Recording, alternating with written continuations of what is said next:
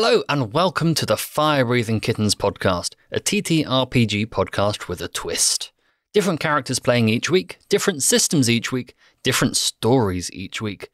You want to try a new system? Have a look down our episodes, so go on to your app, give it a scroll, yeah? Like that, yeah.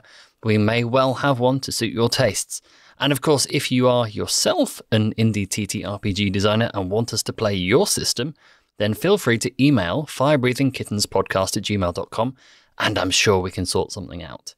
Now, speaking of weird new systems, this week we're playing Dicing with Death.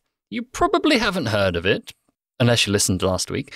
Now, Dicing with Death is a fiction-first dice-based TTRPG that exclusively uses D6s. So those are the cubey ones. Challenges are overcome by contested dice rolls against the GM, who takes on the role of death itself. No power trips here. You will always find yourself at a disadvantage, having to use your wit and guile to survive, risking your own safety and the safety of your party to defy the odds and weave your own tale. So basically, it's a fiction-first improv-heavy system, and the rules are much more like guidelines. The aim of the game is basically just to have fun and tell a good story. But granted, I should probably tell you how the roles work, just so you can understand what is going on. So as I said, we only roll d6s, and each roll is against me, the GM, i.e. Death. I basically start things off by saying how many dice I'm going to roll, like 1d6, 2d6, 3d6, you get the picture. And then what will happen if the player wins, and what will happen if I win. The player then tries to negotiate some more dice for themselves to roll through different things we will cover later. Once we're agreed on the dice rolling and all the consequences thereof, we roll. And then simply put, the highest number wins. So if my highest dice is a 6 and theirs is a 5, I win. If our highest roll is tied, the next highest number wins. So if I roll a 5 and a 3 and the player rolls a 5 and a 5, they win because that first 5, that cancels out, moves on down to a 5 against a 3. And of course, 5 is bigger than 3. Congratulations. After that, the consequences happen, and then we move on with our lives. So that is basically it. We'll cover anything else as we play. So this is effectively a live playtest of this TTRPG, so things may be a bit rocky, they may be a bit weird. I mean, the weirdness is built into the system, but things might be a bit unbalanced. That's all right. That's how games develop. But, of course, if you are interested in playing this game for yourself after you've listened to this episode, or partway through the episode if you're really into it, you are more than welcome to send an email on dicingwithdeathTTRPG@gmail.com, and you can play with your own group, your own friends.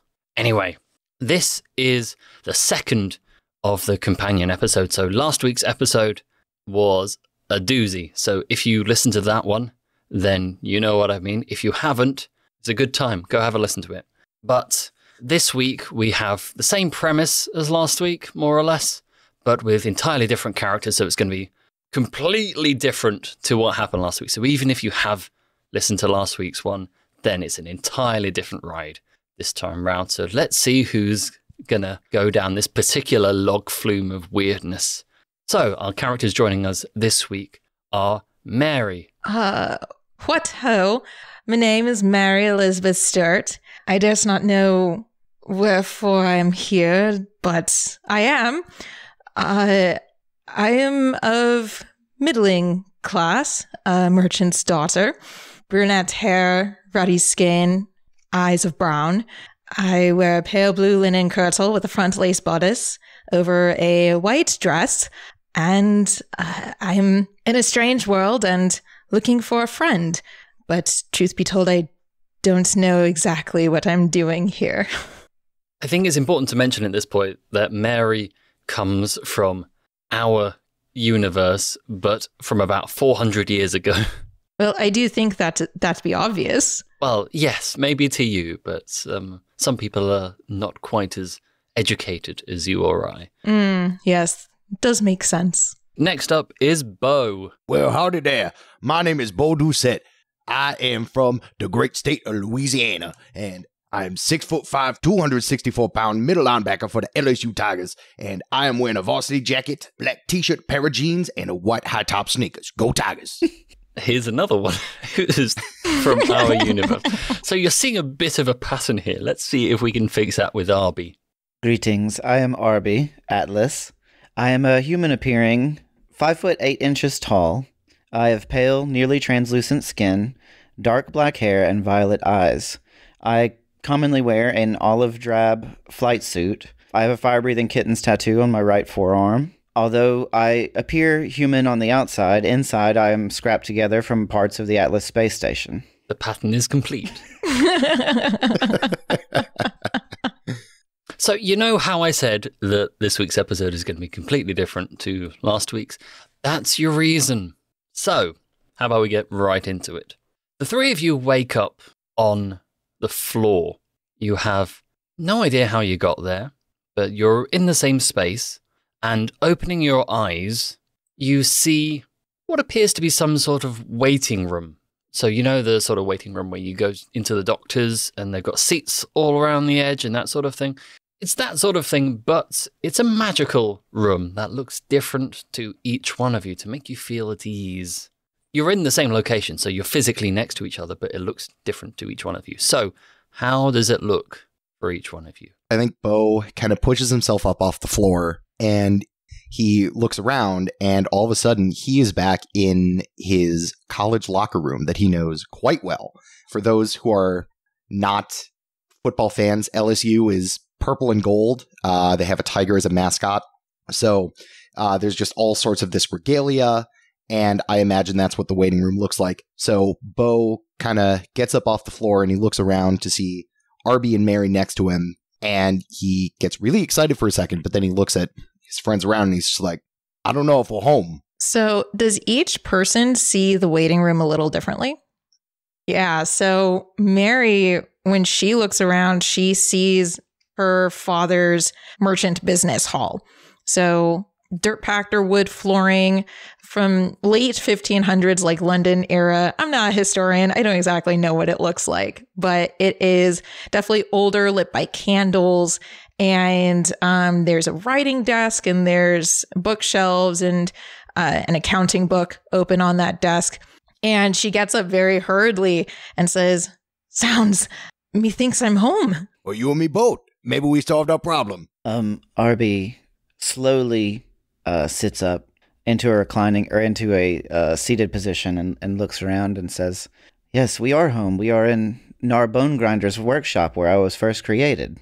No, we're in the locker room. Don't you see it? "Sir, I think thou art mistaken. Clearly, this is my father's business." Is your father a engineer from the planet Palantin? Or the head coach? Prithee, I'm not... What words dost thou speak? Okay. Speakest? All right, take a look now. And Bo walks over to a row of lockers, and he opens one, and he says, "Look, this one's mine here. Where's all my stuff?" When he goes to open the locker, does it look like he's opening something in my father's office? Yeah, so I think to you, Mary, it would seem as though he walks over and maybe there's a cabinet on the wall in which your father kept some of his ledgers and accounting books. Mm-hmm. Yeah, Mary immediately rushes forward, and she doesn't quite push you out of the way, Bo, but she shuts the cabinet and says, "Be gone from there." I mean, this is my locker. What do you mean, be gone? "Yours. 'Tis mine." No, see, it's got my nameplate right there. And Bo points to where it clearly says, B. Doucette. "Thou art surely mistaken. 'Tis my father's ledger's cabinet."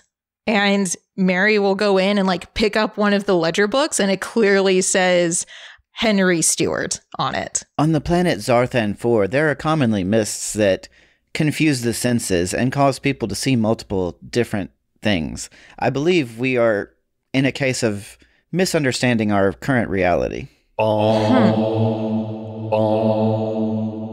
Bong. Yo, hear that? An ominous bonging noise, for want of a better phrase, echoes in the waiting room. And in front of the three of you appears a door etched into the wall, and it opens, and through it comes a voice which says, "Mary, Bo, Arby, please come in." Thou dost hearken upon those words, yes? Yeah, I hear that one too. I am very unfamiliar with this feeling. However, there seems to have been a temperature anomaly across the outer skin of my body. Prithee in plain English, sirrah. I am chilled. What is this sensation? 'Tis fear, mayhaps. Back home, we call those things goosebumps. How does one cure these bumps of a goose? I am just so happy with this group. I'm very happy right now. I love this. No one understands anything anyone else is saying. No. Nope. Well, We could just spend the entire episode in this one room if you want to.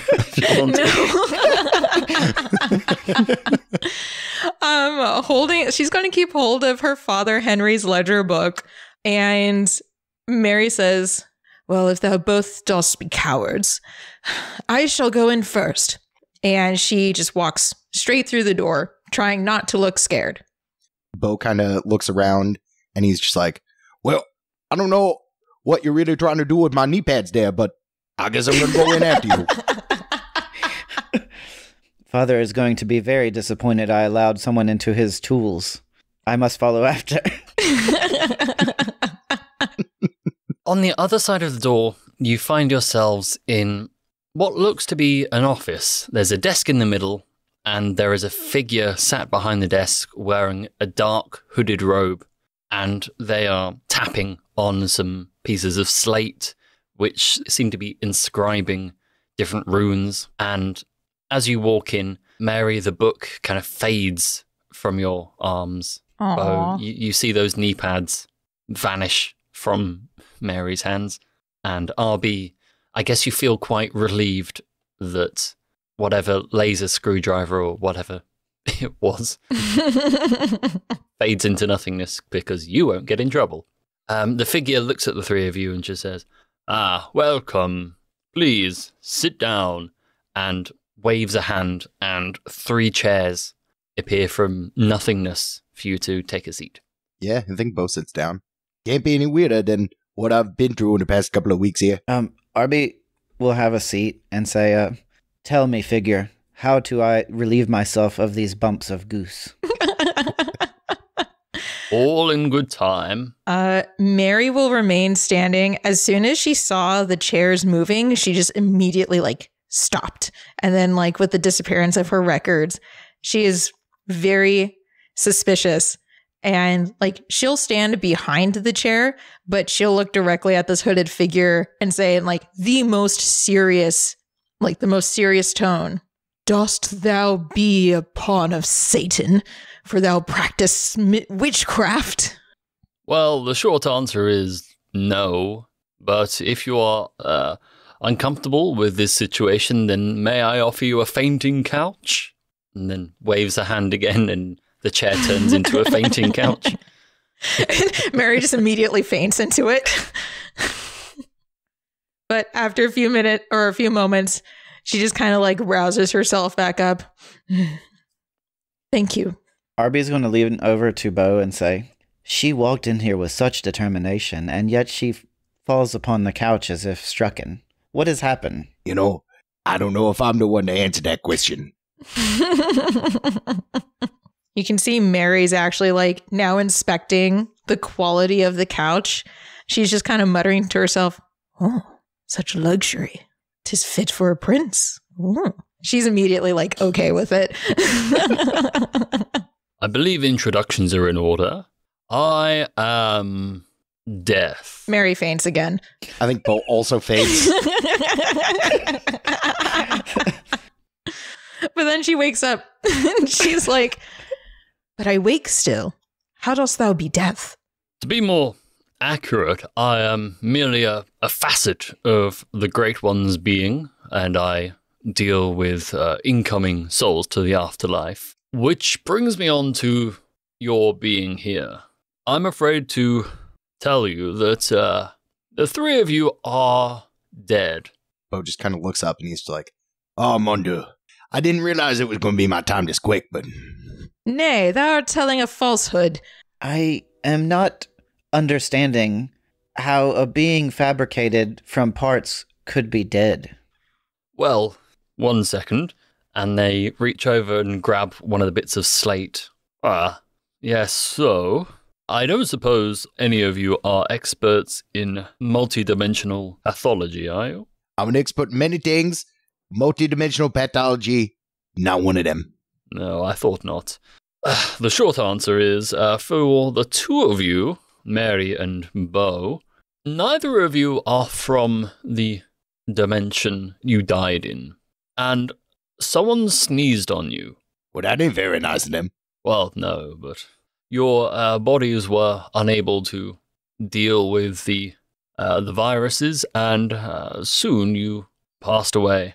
You, Arby, when the other two passed, it was in the same room. You all went to a local physician. When they passed, you, I must say, rather panicked. You grabbed what I believe to be a resuscitation device, but you touched the wrong ends and electrocuted yourself to death. This is too funny. We caught a cold and died, and Arby got electrocuted by an ADR. I find this situation you propose quite alarming, but also somewhat flattering, as I did not see myself as being in possession of a soul. Interesting enough, from our records, you appear to have gained possession of part of the soul of, I can't read the writing, Bone Grinder? Is that right? Yes, that would be correct. Yes, that will be what allowed you to enter this land. I imagine, oh yes, there's quite a few stamps on your record. You must have caused quite a lot of confusion when you entered. So, GM, could I make the equivalent of an insight check to see if I actually believe this whole scenario, or if this is like some big illusion or grift? I don't mind telling you that it is 100% not a grift. Okay. And as the being kind of talks, your memories start to come back, like in the little bits, until you go, oh yeah, that was embarrassing. So as bizarre a situation as this is, I feel that it's true. Yeah, I feel like this is there is a sense of this makes sense, and you can picture the room where it all happened and the actions leading up. You can't remember the exact moment, but it's like you can remember reaching for the machine to try and resuscitate the other two. And after that, well, I would propose that perhaps our lines had been cut short. Is there any means to rectify this situation for me and my companions? As soon as Arby says that, Mary, who has been sitting on the edge of the seats, stands very suddenly and says, Indeed, indeed, as Arby hath said, this cannot be. You are a liar and a rascal. If it wasn't the shipwreck that got me, I don't think a little cold would have got me. Plus, I still gotta look for Camille. Indeed, my friend as well. We cannot die here. We must live. Are you looking for one of them too? Yes, indeed. My good friend, Anne. Bo takes a look back at Death, and he says, "All right, now. So, what we got to do to get us back? Because looks like myself and my friend here, we need to go find our partners." yes, and that is exactly, strangely enough, the reason why you sit before me today.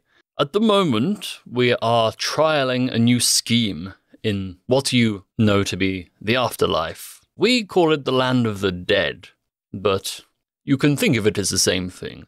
We're trialing a new scheme so that those who have died accidentally and before what we would call a narratively appropriate moment, they have the opportunity to travel back to the land of the living to fulfill whatever narrative purpose they may have left unfinished, as it were. However, it is strictly an opt-in thing. I take it is something you're interested in, but we just require some confirmation on your part that you are in fact interested. Bo slams his hands down on the desk and he's like, I'm in. Go Tigers.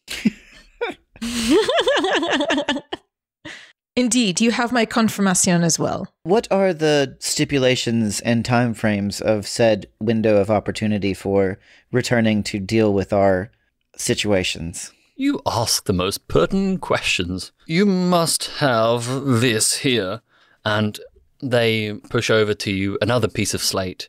On it are kind of runes which coalesce themselves into writing that you can understand. This is the Great Tablet of Mulligan. It will allow you to, for want of a better word, try again. So if you read down here, and then you have a look down, and it says something along the lines of, like, I, the undersigned, hereby take under guidance of the processor, and Death goes, that's me, the ability to travel back to the land of the living from the land of the dead on the stipulation that should, for whatever reason, I fail to transfer my soul back to the land of the living, then I give up my right to travel through the afterlife in the normal way and take a shortcutted route into the lands beyond.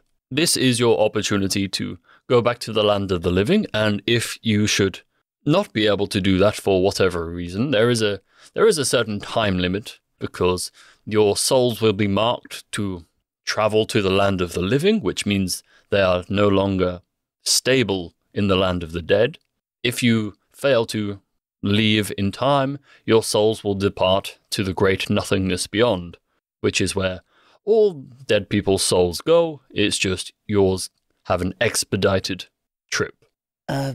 Bo, my new associate, would this please you in finding your tiger friend Camille? Bo just kind of looks at Arby for a second, and he's like, you know what? Close enough. All right, I'm in. Where do I sign? Right down here, sir. And there's a line underneath. Just take your finger and sign your name. Bo does so, and as he does, he says, well, this was almost as easy to sign as my NIA deal. All right. Mary will think for a minute and then look at Death and say, I prithee, add a single change. If 'tis not possible to get to the land of the living by our own means and merits, then yea. But if 'tis due to forces beyond mine or our control, then another chance we should get. And how would one define chances beyond your control? An act of God, surely. I mean, she's got a point. You got to admit, there was some sort of act of God in that one iron bowl with the kick six. You know the one I'm talking about. Everybody knows the one I'm talking about. If that wasn't an act of God, then I don't know what is. If there's one of those, then I feel like we should get a do-over. That wasn't fair. Certainly, as Bo has said.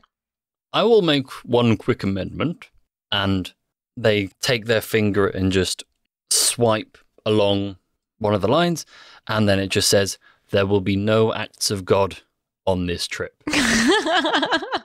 I have not met this god, but this pleases me. And thou canst gainsay that there shall be no acts of God. 'Tis within your power to do so. Yes, well, that particular great one has not a lot of interest in the goings-on of the underworld. You are surely a spawn of Satan, but apparently there's no choice. And so Mary signs. And Arby will sign likewise after that. Excellent, that is all settled, and as of now, and clicks a finger, and your fire-breathing kitten's tattoos, wherever they happen to be, they start glowing green, a bright green light. As of now, your souls are marked for journey to the land of the living.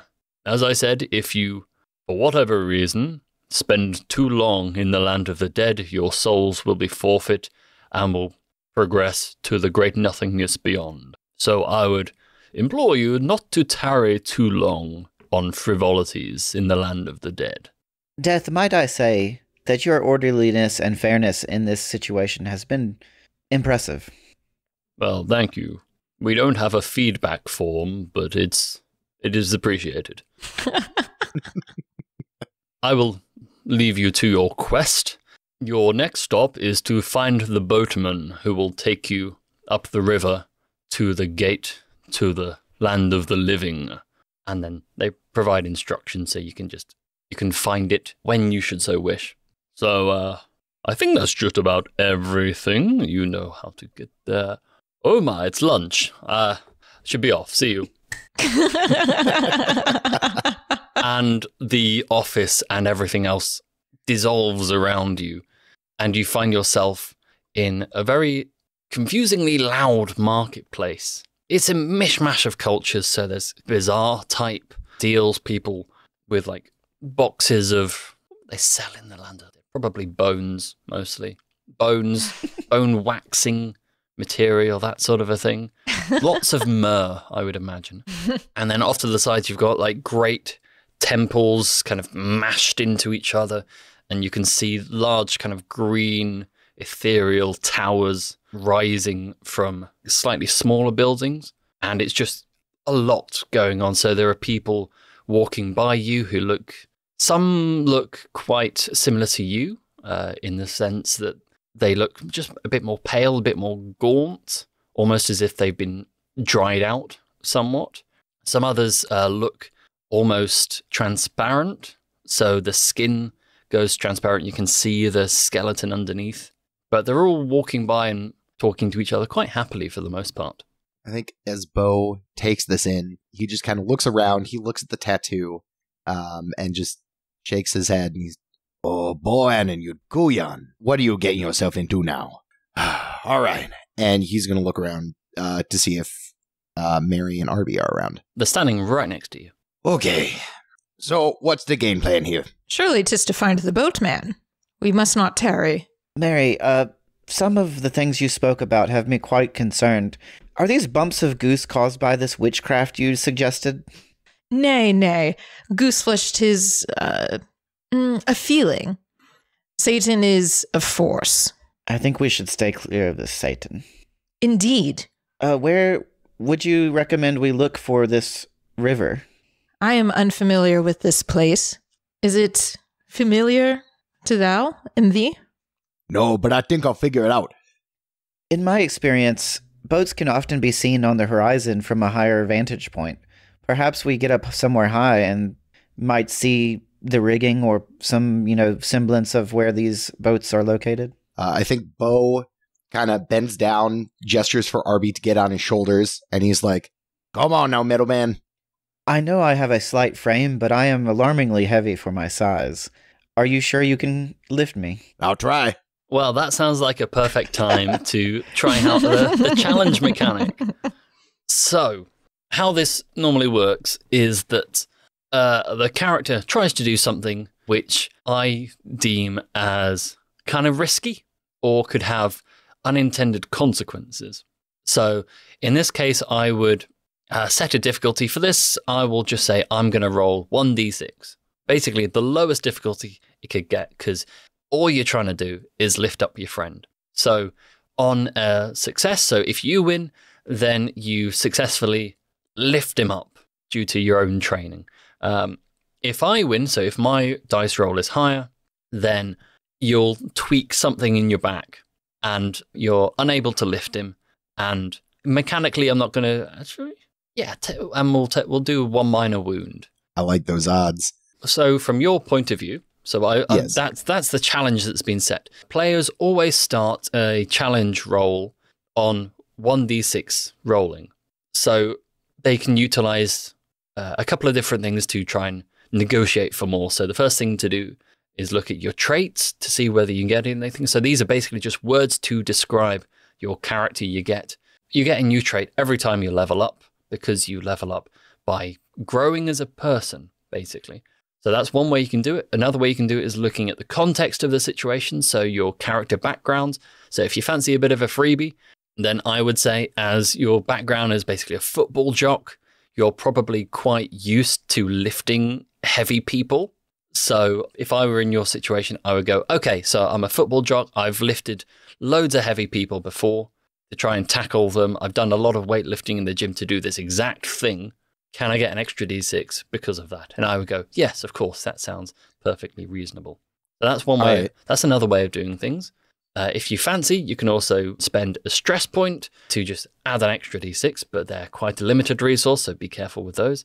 And then the final way to do it is through bargaining, which is basically kind of a betting system we have in place, which is basically going, if I win, then can we add this extra thing on? But if you win, then this bad thing happens. So it just goes spiraling into.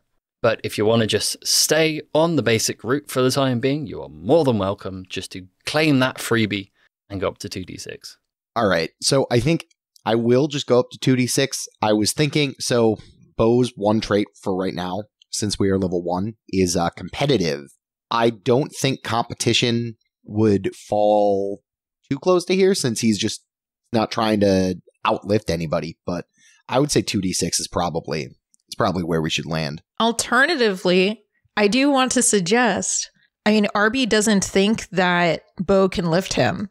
Would that strike a competitive nerve? Oh, that 100% would strike a competitive nerve. That makes sense. So feel free, if you fancy grabbing an extra d6 on that, you can go up to 3. All right. I will throw 3 d6 in there. And I will throw 1. I can still win this. It's true. That's the fun of it. Well, we'll see what happens. I got a 4, a 3, and a 2. Okay, I got a 3. So 4 beats 3. Bo, you hunch your shoulders, you psych yourself up. You tell the story. How does this look? Bo looks at Arby and he's like, "No, it's all right. I can squat 515 nothing. Come on, get on there." Arby will clamber up as orderly as possible. And so Bo gets himself into position and he just he clambers up and he's able to lift up Arby. And Arby is surprisingly heavy. Like, he's a very dense boy. Bo kind of looks up and he's just like, "Oh, all right, you weren't kidding about that." Oh no, Bo. Arby, this is where we would swap over to your point of view. You're trying to have a look around to see whether you can see masts, I'm assuming. Yeah, just any sort of... I'm thinking... I said mast, but I don't know that all riverboats have sails. So I'm assuming he would look for any sort of structures that look like transportation in the distance. And hopefully they'll be tall enough to be seen over whatever surroundings. Yeah, okay. So what we'll do here is we'll just daisy chain right into another challenge. So this one is to try and locate, call it the harbor, let's say. So I'm going to, in this one, roll 2d6 because it's a busy place. It's a new place. You don't really know, what's going on. You have literally just climbed on your friend's shoulders at the first opportunity. It's not even that particularly high up. You're still in a marketplace. There are lots of tents and everything obscuring vision. So that's why I'm rolling the 2d6. As usual, you start at 1d6. I don't really think that he has anything in particular that would help in this. I have innovative as my trait, but I don't think I have any tools or anything that I could use to assist this at the moment. But I would say for bargaining, perhaps I could get an extra 2d6, and if I fail the roll, Arby is confused about his surroundings and accidentally misleads them in the wrong direction. Yeah, I like those odds. Come on, Arby. All right, so 2d6? Actually, can I just quickly add on to that? So you can get an extra 2d6, and if I win, then you're confused about your surroundings and you take them off in a completely different direction. But then also, Bo's grip is going to slip, and then you just come crashing down. And that would be for a total of 3d6? Or total of 3d6, yeah. And in that situation, Bo will take 1 minor wound from getting one dense boy dropping on him. Okay, I will accept that, but only if I take the wound instead of Bo. Yeah, that's all right. I don't mind that. It's fine. Okay. All right, so 3d6 for you, 2d6 for me. Let's get some Foley in there. Yeah. Ooh, okay. So I rolled a 6, a 5, and a 1. It's a shame. I got a 5 and a 3. So, resolution passes. You manage to scout out your immediate surroundings. You can see there's quite a handy direct line through certain buildings. Also, you can see some people walking in lines with crates over their shoulders. sort of like ants grabbing bits of leaves, kind of just walking in these straight lines. And you can see them kind of going down, slightly downhill to the riverside. So you go, oh yeah, it's over there. I do believe I see workers heading towards the harbor. We could follow their path. Indeed, lead the way. I will lead the way. Before we leave this area, though, Arby is going to look around at the various bone trading going on and look to Mary and Bo and say, I believe both of you have an untapped resource if you wish to use it here. It seems that your human skeletons are used as currency. Bo just puts his hand on Arby's shoulder, and he says, I like the way you think, but you know what? I think we're still using these. Well, perhaps if you change your mind, you can come back at a later time. You know what? I'm trying to format a response in my head in like Mary's language, and I can't. I think speechless is the response. Yeah, exactly. And with that, I will carry forward and follow the trail. I'm just imagining the expression that Bo gave is, you know, in Family Feud when Steve Harvey hears something just absolutely that just leaves him that like flabbergasted. Yeah, that's Bo's face. I'm not sure she's ever heard the suggestion that she could use her own body parts as currency before. Yeah, no. I mean, Mary, it's probably not unusual that people occasionally sell their teeth, but not like an entire hand. Yeah, or maybe their hair, but that's like for the most desperate. Yeah, absolutely. And she's not desperate. She certainly is not. So maybe it's more the offense that how could you possibly think I'm in such dire need that I would possibly sell my own parts? Yeah, she just she turns in a huff and walks 2 steps and then realizes she doesn't know where she's going. So she just kind of waits without speaking to Arby. All right, so Arby, you lead the way, walking down this slope towards the shore. As you get a bit closer towards the docks, you can see that there's quite long piers off the end. Some of them have boats on, some of them don't. However, as you're passing a doorway, from your left, a small someone kind of walks into you. Oh, I'm sorry.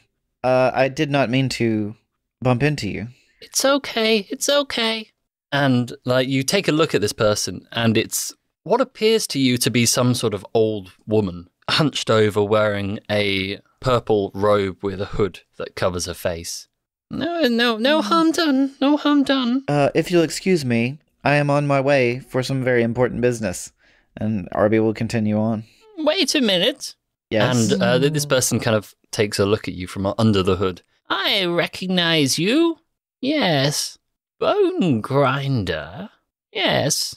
You know Nar? No. You appear different, but I see your soul. I am merely in possession of a fragment of a soul. Yes, but it is still you in there, I see. And then she kind of slowly takes the hood off. And before you stands seemingly an old woman, but as you watch, her back starts to straighten a bit and the wrinkles start to flatten out. And I'm sure you've heard stories, and also there is that small part of Nar's soul embedded inside you that recognizes the form of Obsidiana la Caldera. Oh no. Arby will, I guess, go very alert and draw what looks to be like a facial hair trimmer. I think. Is there any sort of big stick or something that Bo can grab? Because I think the minute that he sees Arby just kind of getting on high alert, Bo's like, I don't know what's going on, but I'm in. I got you. Yeah, let's say there's a plank or something that people have been using to build something, just one of the buildings. Maybe there's a loose plank over a window or something. You kind of wrench it off and you're holding it with plank with a nail in it. He takes a look at this figure and he's like, well, all right, I don't know what's going on right now, but if my partner is drawn to weapons, then I don't think this is a good situation for you to be in, so I think you should just move along right now. Mary backs up behind the two of you. One hand is clutched to a coin purse on her belt, and the other hand is like clutched against her chest. And she just says, "What now? A rascal?" Potentially. She's definitely staying near the back. I have no quarrel with you, but I know you have had conflicts with my father in the past. I have just learned that the bones of humanoids are used as resources here, and I will not hesitate to use yours to spend. Dang, dude. I'm gonna take your bones gambling. That will not be necessary. As a matter of fact, you can put those silly things down. As a matter of fact, violence is not necessary. I'm quite glad I ran into you, actually. Do you have a moment to talk? Bo just kind of he puts the plank down from an active kind of attacking position, and he's just kind of eyeing this woman, and he's just like, "All right, I guess we'll hear you out." At which point Mary just is like, "Dost thou forget why we are here? We must away." These are strange times we're living in. I don't know. I think everything is all turned around. Arby will look at Obsidiana and say, "Are you working for Satan?" I can't say that I ever have. At least in the living world, he always seemed a bit, try hard. Tell us what you wish of us and be quick about it so we may be on our way. Yes, of course. Would you mind awfully if we went into that tavern there? It's a mite cold out here. Arby's going to lean over to Mary and say, "Does Satan deceive people?" Indeed, verily, he deceives all. Nay, we will not follow her in there. Bo kind of looks at Obsidiana, then he looks at his friends, then he looks at the tavern, then he looks at his friends. All right, well, we've gone through a lot today.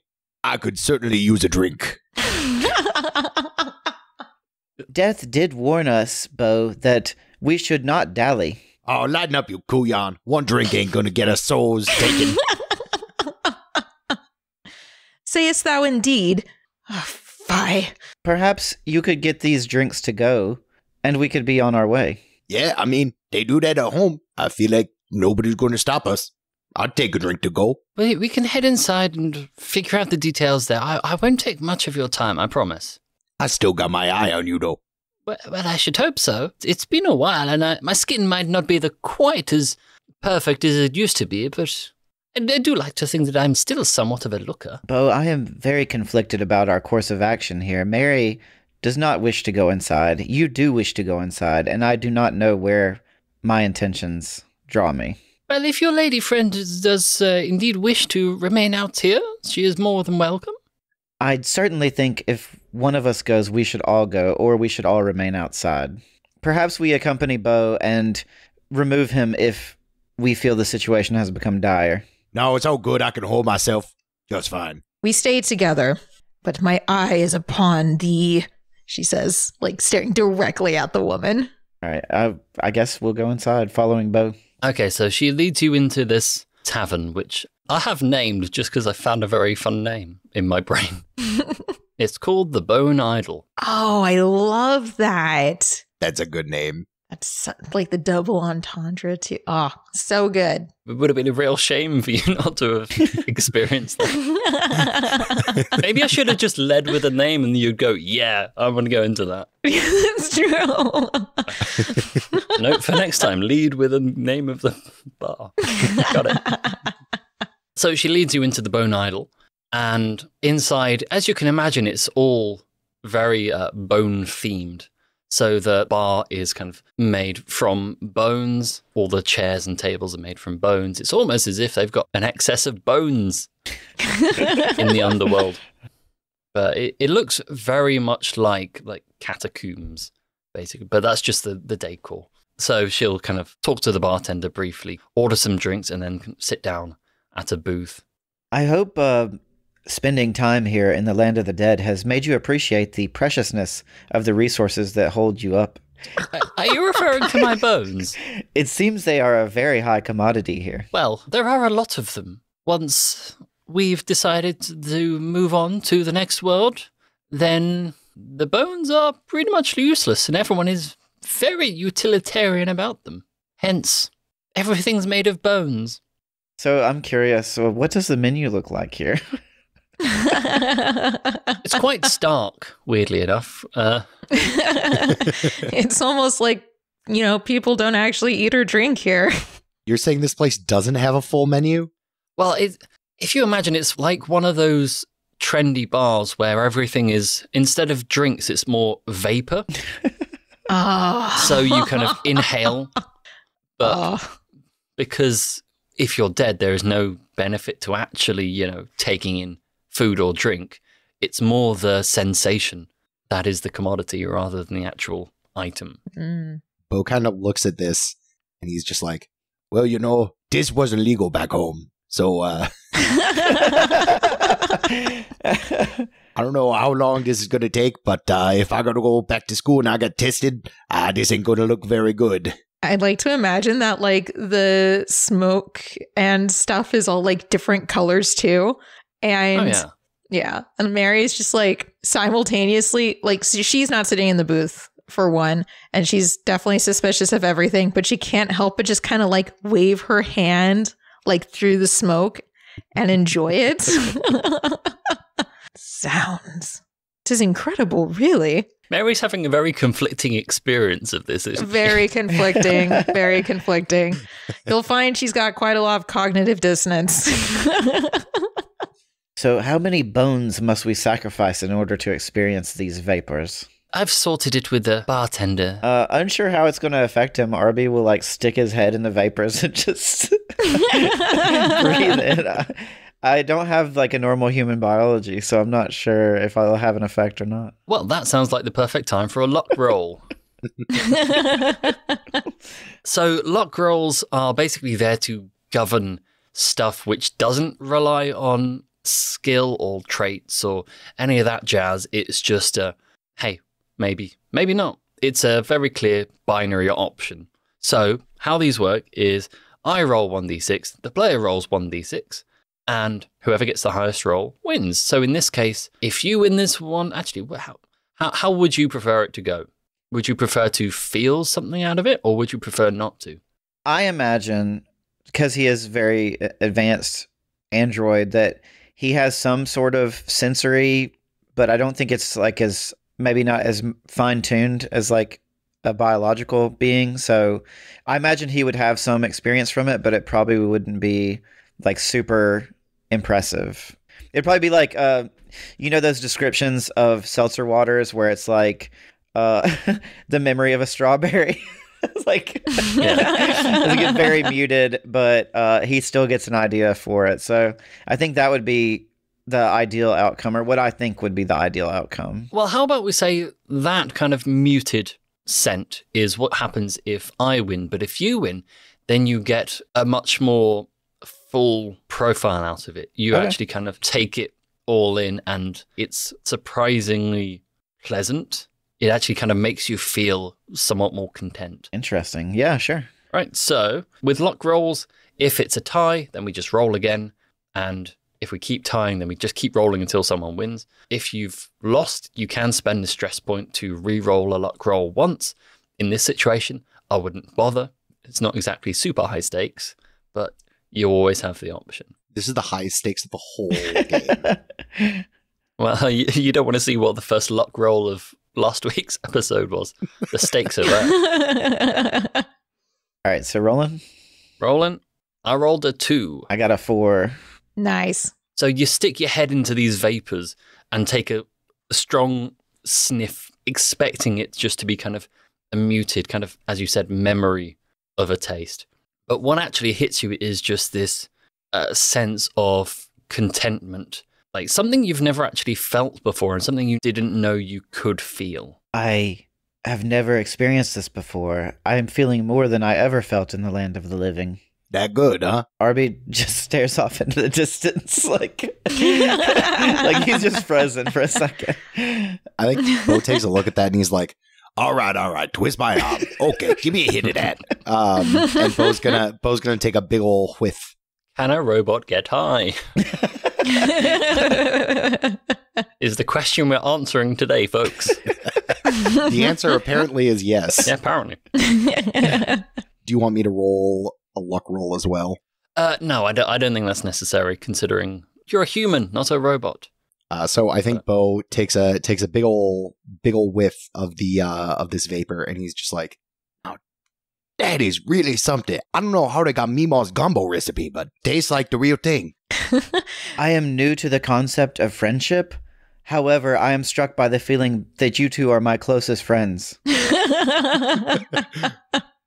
Seeing these, like, really, I don't know, like, kind of extreme reactions, Mary immediately, like, pushes away hers and sets her hands on the table and says to Obsidiana, "You shall not tempt me.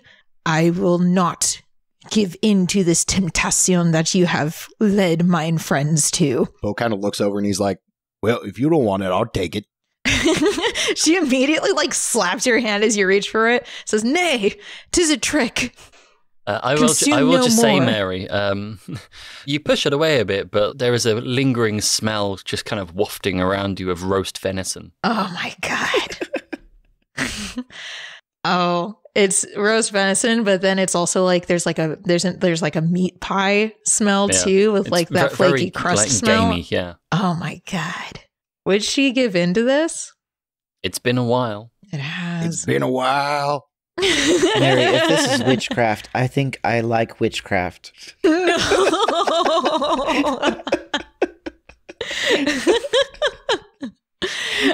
To which Mary's... Oh my God, talk about cognitive dissonance. Okay. Well, she definitely doesn't want it to be witchcraft. So she immediately takes it and like full on like drinks it, like inhales the vapors, I should say. And just that warm feeling of like, you know, meat and sauce and crust just like going on like a cold, you know, winter's evening. Oh, it's the best. And she sets it down formally and looks at Arby and says, "'Tis better than anything I've had since I've left home. And it is good and wholesome. Therefore, 'tis not witchcraft." Mima's gumbo do that to you. "Indeed, 'tis of the Lord. All good things are of the Lord. Satan's good things are merely tricks. Forsooth, this is no trick." And after that, she turns to Obsidiana and says, "If thou darest not lie, tell us then, why are we here?" I've been in the land of the dead for quite some time now. Time moves differently down here.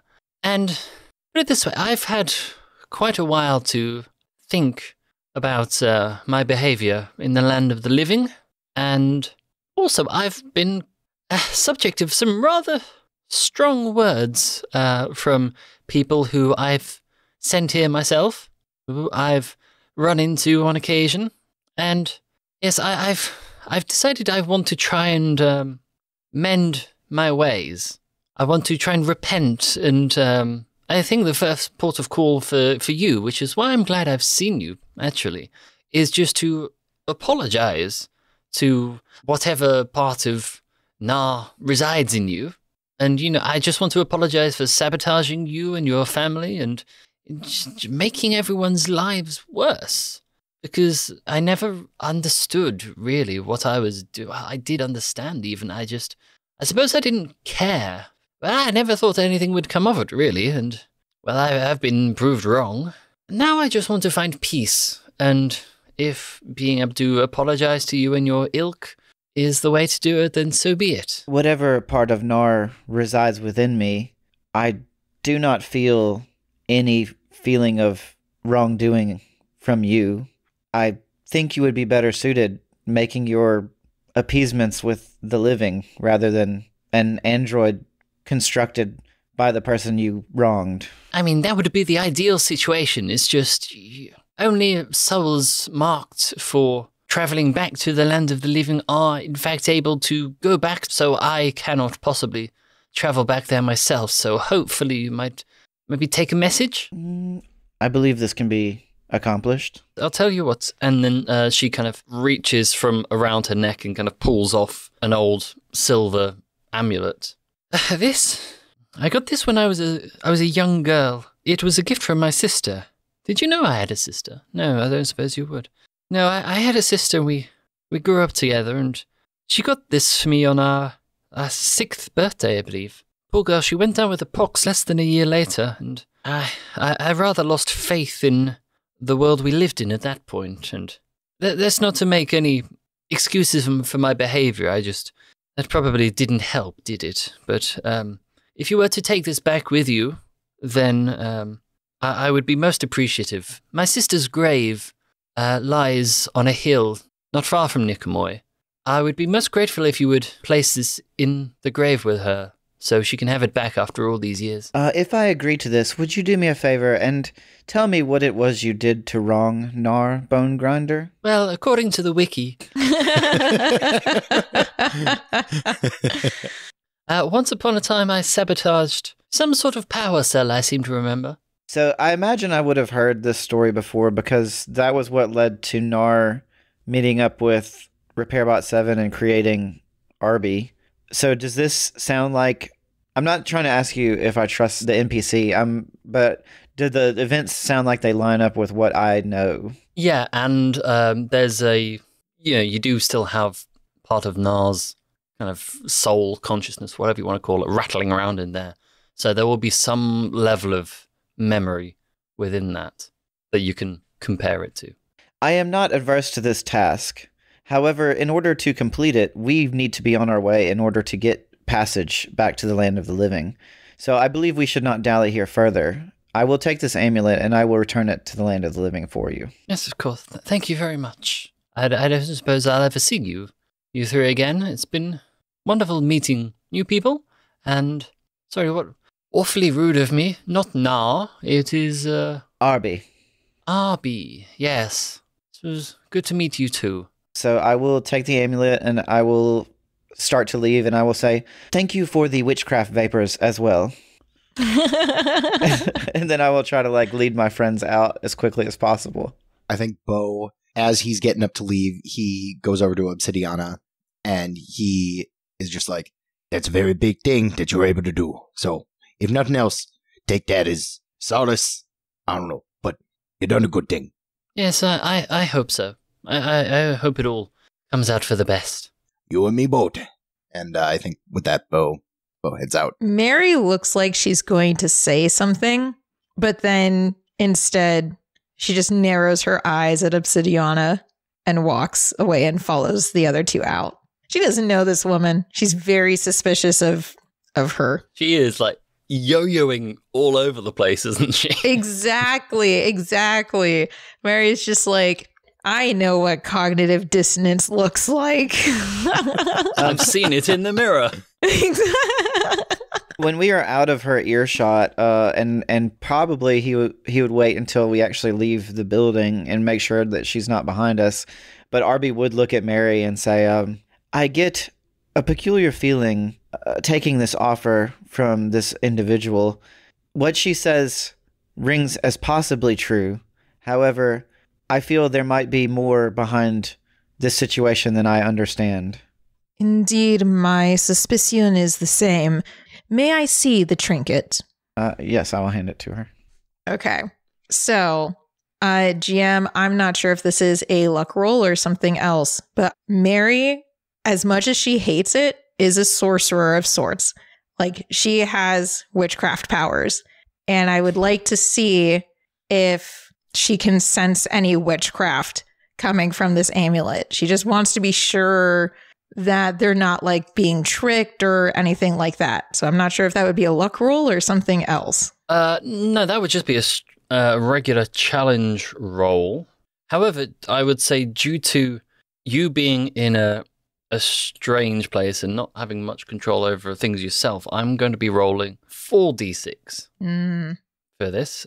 So if you win, then you can find out any extra details should I suddenly invent them. And if I win, then you kind of just remain a bit nonplussed about it, but you'll probably be suspicious anyway, just due to your nature. I'd like to up the gamble. I'd like to be able to roll 46, and if I lose, then something bad happens to me. Maybe I take like a minor injury as a result of my powers gone awry and still not having gotten any other information.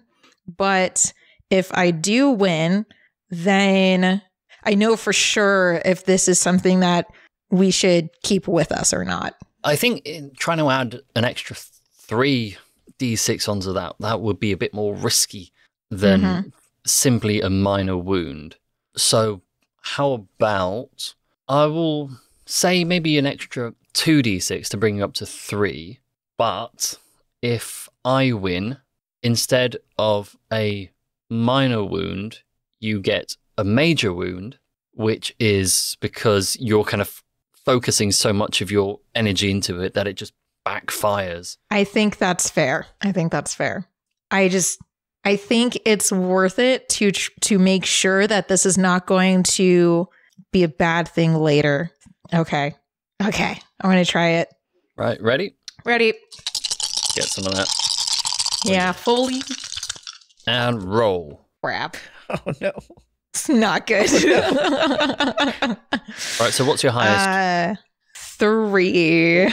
Ooh. Yeah, I think I know how this is going to go. My highest is a 5. Oh, man. So you hold the amulet in between your hands and focus as much of your energy power into it as much as possible because you're trying to find any glimpse of treachery within there.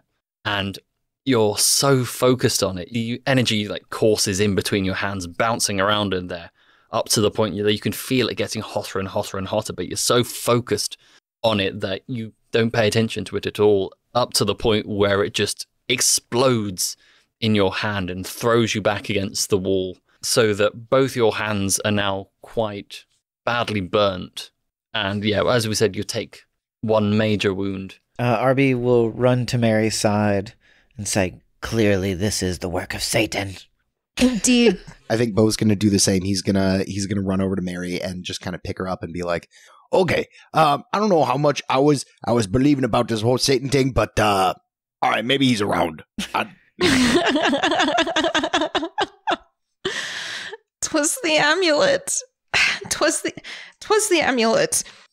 Oh, I'm wretched and cursed. I like how you're all looking at you physically see your friend like conjuring this energy and then it backfiring on her, and you all go, "No, it's the amulet's fault. It's the work of the devil." Clearly evident. Perhaps we hold on to it for safekeeping, but we wait till the last minute. If we're still not sure, we just ditch this device. Sounds good to me. All right. Yeah. We need to. And Bo kind of looks down at Mary and is just like, "All right, we need to stop dilly-dallying here. We gotta get ourselves to the harbor." Arby will pick up the amulet for now. Bo leans down and offers to help Mary walk. "Are you okay? Do you need anything?" I am not fine. Mayhaps we just hurry. All right. You make your way down to the docks. Mary, you still have your hands are feeling red and raw and burnt. We should probably mention mechanically, every major wound you have provides a penalty of 1d6 for every roll you have until that wound is healed, but it can't take you below 1d6. So you make your way down to the harbour. There's a long pier in front of you, at the end of which is stood the boat keeper. He's stood right next to a boat, which looks more like a gondola, and he just appears to be waiting for you to approach. Arby will lead the way, and he will say, "Greetings, boatman. We require passage back to the land of the living. My friend is injured, and we must make a speedy retreat from this place." Ah, yeah, that looked nasty. What happened there? 'Tis of no consequence. But dost thou have a poultice? I'm sure I've got something around here. But before we head off, do you have your certification? Your should be something on you that's glowing green. I will check my person. Do I have anything that is glowing green? Your tattoo, yeah. It's the tattoos, yeah. Oh. Yeah. I will reveal my tattoo on my forearm. Yeah. All right. You up in? Bo will do the same. He'll turn out his wrist to show the glowing tattoo. Oh, very nice. Is that a tiger as well on there? Oh, tigers. I can see there's at least one more person down here who knows who's the best in the SEC. Ain't that right? Sure. In your op. And, oh man, Mary like pulls down her shirt by the shoulder and it's like literally hidden like underneath her arm. So it's like not a very comfortable place, but she'll like show it very quickly, just enough to have the light and then put it back up. Yeah. All right. Tides are going out, so we should make good time, hopefully. Anyway, yeah. Let's all hop in and we'll set off. And I think that's probably where we'll call it for this half of the episode. Thanks for... Hang on, I'll swap back to normal voice now. That's where we're going to call it for the first half of this episode. Thanks for listening. If you've enjoyed what you've listened to so far, and if you've reached this point, then probably you have. Whilst we're here, you've got a couple of minutes while we go off and do something, and you can just... Actually, you know what you can do? If you fancy, you can go and leave us a nice rating and review on whatever podcast platform you happen to be listening on at the moment. We would very much appreciate it. And if it's particularly nice, then we'll read it out on an upcoming episode. So for now, though, we'll be off for a short break and we'll be back for the second half imminently.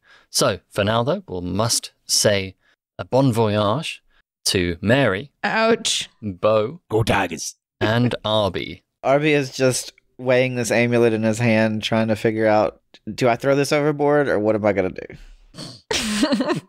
As of yet, you've sensed no foul play. The only backfiring was Mary's fault.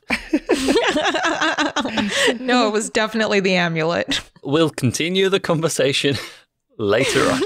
We'll see you in a moment. Bye. Bye. We'll see you later now. Today's mid-episode shoutout is, quote, a special thanks to our local San Jose dining room volunteer, Leela. Your selflessness in making our community a better place is admirable and deeply appreciated. End quote. Arrange for us to read your shoutout at firebreathingkittenspodcast.com. Do you know someone who might enjoy this podcast? Tell them about it. They won't hear about it any other way. And did you know we have books based on our adventures on Amazon and Audible?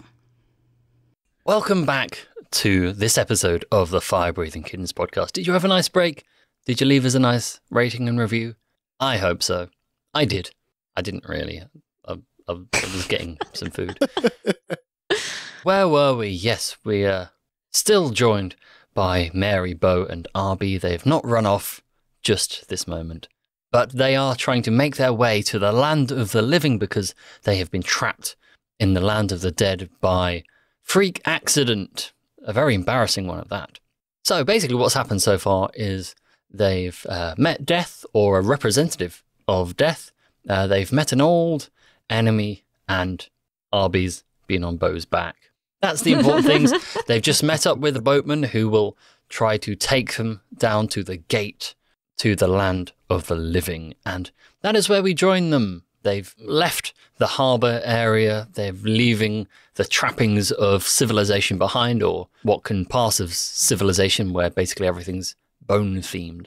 So you three are sat in this gondola type thing. The boatman's stood at the back, paddling away. Was there any, was the boatman able to find anything for Mary's hands, her burnt hands? Oh, yeah, there's probably some gauze somewhere or bandages. I don't see why not. Okay. So each major injury is made up of 3 minor injuries. Is there a way to heal one minor injury so that I don't have a major one anymore? Or do I have to heal the entire major injury? The entire major injury needs to be healed. The bandages, that's more just for story effect, just to kind of cover them. Because that's how you would treat them normally. Yeah, so she's got some gauze and bandages wrapped over both of her hands, and she's just sitting quietly upset. But I don't mind telling you that should you make it back to the land of the living, it was only your ghost hands that get burned, not the ones in the living world. Okay, that's a little better.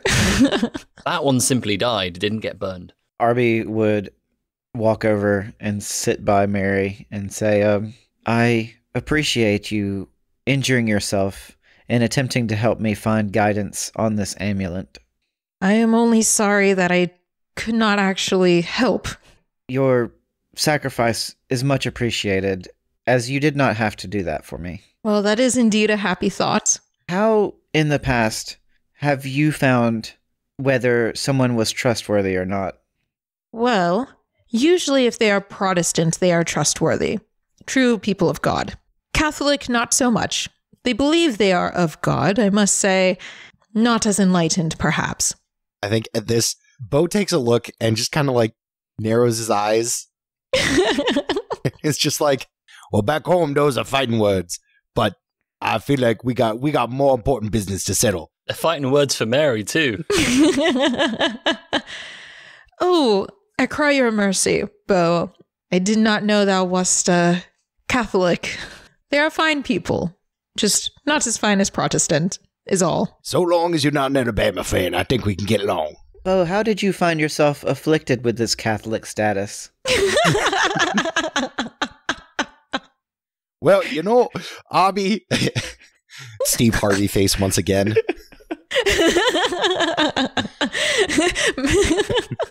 That's a long story. I don't know how long this boat's going to be, but depending on how long, maybe I'll give you the rundown of my family history. I do not have much knowledge of where any of us are from, clearly.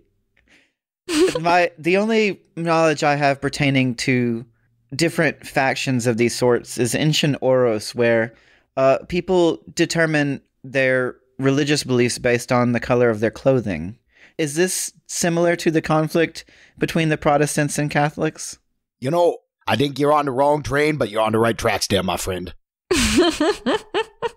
I must admit, Bo, I know not what a train is, but perhaps we say the same thing when I say, 'tis not fully correct, but could be. Yeah, that's the idea. I'm glad that we two at least could come to an agreement. So, GM, what does this surrounding river that we are traveling upon look like? Is it a natural, similar to a river in the world of the living? It's similar but different, as you would expect. So you're kind of out of the kind of civilization part. You're more into the wilds of the underworld. It's still quite dark, so it almost feels like you're in a cavern, but, you know, you can see sky above you, you can see stars, but they look completely different to how you've seen them before. The water is very dark and a bit more viscous than regular water. Beneath the surface, you can see, as the boat cuts through the water, you see little green lights start to pop up and swim alongside the boat. Whereas, like, on the banks, you see large kind of rock formations kind of twisting up into spires in a very dramatic fashion. Do the green lights look like the light coming from our tattoos? Like, are they the same color? A similar sort of color, yeah.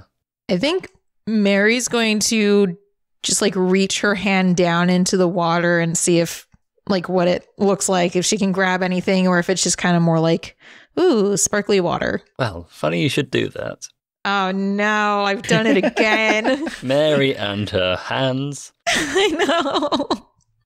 Mary, you dip your hands into the water towards one of these green lights as it gets closer towards the surface. And I'm not going to do you any injuries for this, but there's a definite biting sensation you feel on your hand. And you pull it back instinctively out of the water, and holding onto it is this skeletal green glowing fish. Ooh. It's going, Yeah, she just like shakes her hand rapidly. Get it off, get it off. Okay, what we can do is just do a quick challenge to flap the fish off your hand.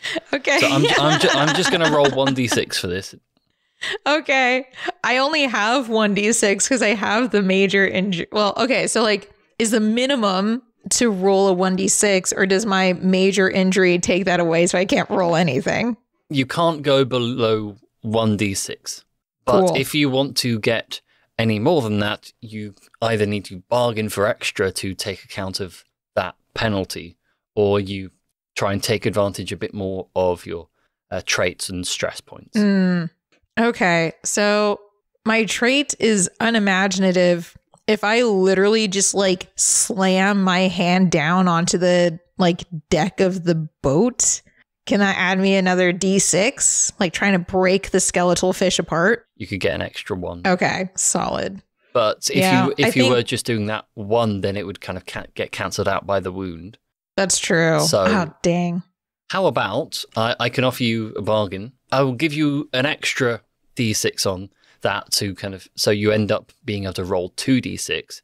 But if I win, then you get an extra minor injury. And the fish stays on your hand and we'll start combat. Well, we're going to start combat anyway. But if you win, then you shake the fish off. Oh, interesting. Okay, so You don't have to take the bargain. You can just roll that 1d6 and see whether you can just shake it off by yourself. But either way, combat's about to start. okay, so you say combat, and I am wondering if, so all of this chatter has made me think, instinctually she would hit it on the deck of the boat, but she also has uncontrolled magical powers, and she's hurt. So as a combat weapon, she has a chaos ball, and that is an attack of 2d6. Paired with my unimaginative trait of just doing the first thing that comes to mind would be 3d6 minus the 1d6 for the major injury. So instead of bargaining, could I use that and have 2d6? Yeah, I do like seeing fish explode. Okay. Let's roll. I rolled a 4. I also rolled a 4. Okay. And since you only rolled 1 and I rolled 2, that means I win, right? It means it's a stalemate. Oh, okay. Which means that when a stalemate happens, which is quite handy because it's another mechanic we can introduce. Stalemates are quite rare. They only tend to happen when one person is rolling 1d6, because it's when the dice are tied to the point where there are no more dice left. So it's much more likely when someone is only rolling the 1. Basically, what happens then is that the situation resolves as neutrally or naturally as possible. So in this case, I would probably say that because the fish is literally biting onto your hand, and that's where the magic comes from, I would say the attack connects. Okay. Because why would it not? Yeah. No, that makes sense to me. So in doing damage, unless stated otherwise, you always do 1 minor wound. You can bargain to increase your damage or reduce damage incoming to you. But in this case, if we're just doing 1 minor wound to the fish and it just explodes around your hand. There's like literal like smoke coming out of Mary's hand where the fish was. And like the bandages are all like blown apart on her one hand. And she just turns to Arby and Bo and says, who are now covered in fish bits. Yeah, but bony fish bits, you know, so resources. But she's just like, thou must not touch the water. Also, remind me never to get on your bad side ever, please. I have no bad side. Mary, I believe you should refrain from touching things from now on. Although, with that fish exploded, the lights in the river, the ones that have been following the boat, they all just stop moving. And they move together to make one large light in the river. And that light starts rising out of the water. And what you see is this giant, glowing skeletal anglerfish made of hundreds and hundreds of those same fishes, which have all just formed this one large beastie. And this is where we're going to start combat. I'm sorry, you guys. That's okay. I have a feeling we would have ended up in a combat regardless at some point. Well, it's much more fun when the characters do it themselves. Yeah. Okay, so each character has 3 different weapons just for, flavor. They can switch in and out of them as they choose out of combat. In combat, you can switch your weapon, but you cannot attack on the same turn. So each weapon has 3 stats: attack, defense, and speed. Attack, you roll when you're attacking. It's fairly self-explanatory. So that's 1d6, 2d6, whatever. You kind of upgrade as you go if you're in a campaign, or in this situation, that was all done in character creation. Defense is what you roll when you're being attacked. And in those situations, the attacker rolls their attack dice, the defender rolls their defense dice, and that resolves itself in the exact same way as regular challenges. And of course, you can always bargain for extra effects or extra dice, or you know how that all works.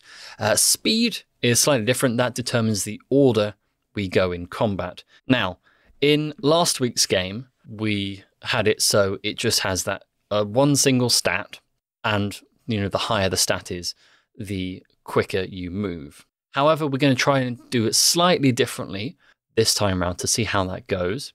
So you will all have a speed stat on the weapon you're bringing into combat. At this level, it's probably going to be a 1 or a 2 at most. So instead of just using that, you're going to roll 1d6 and then add that number to it.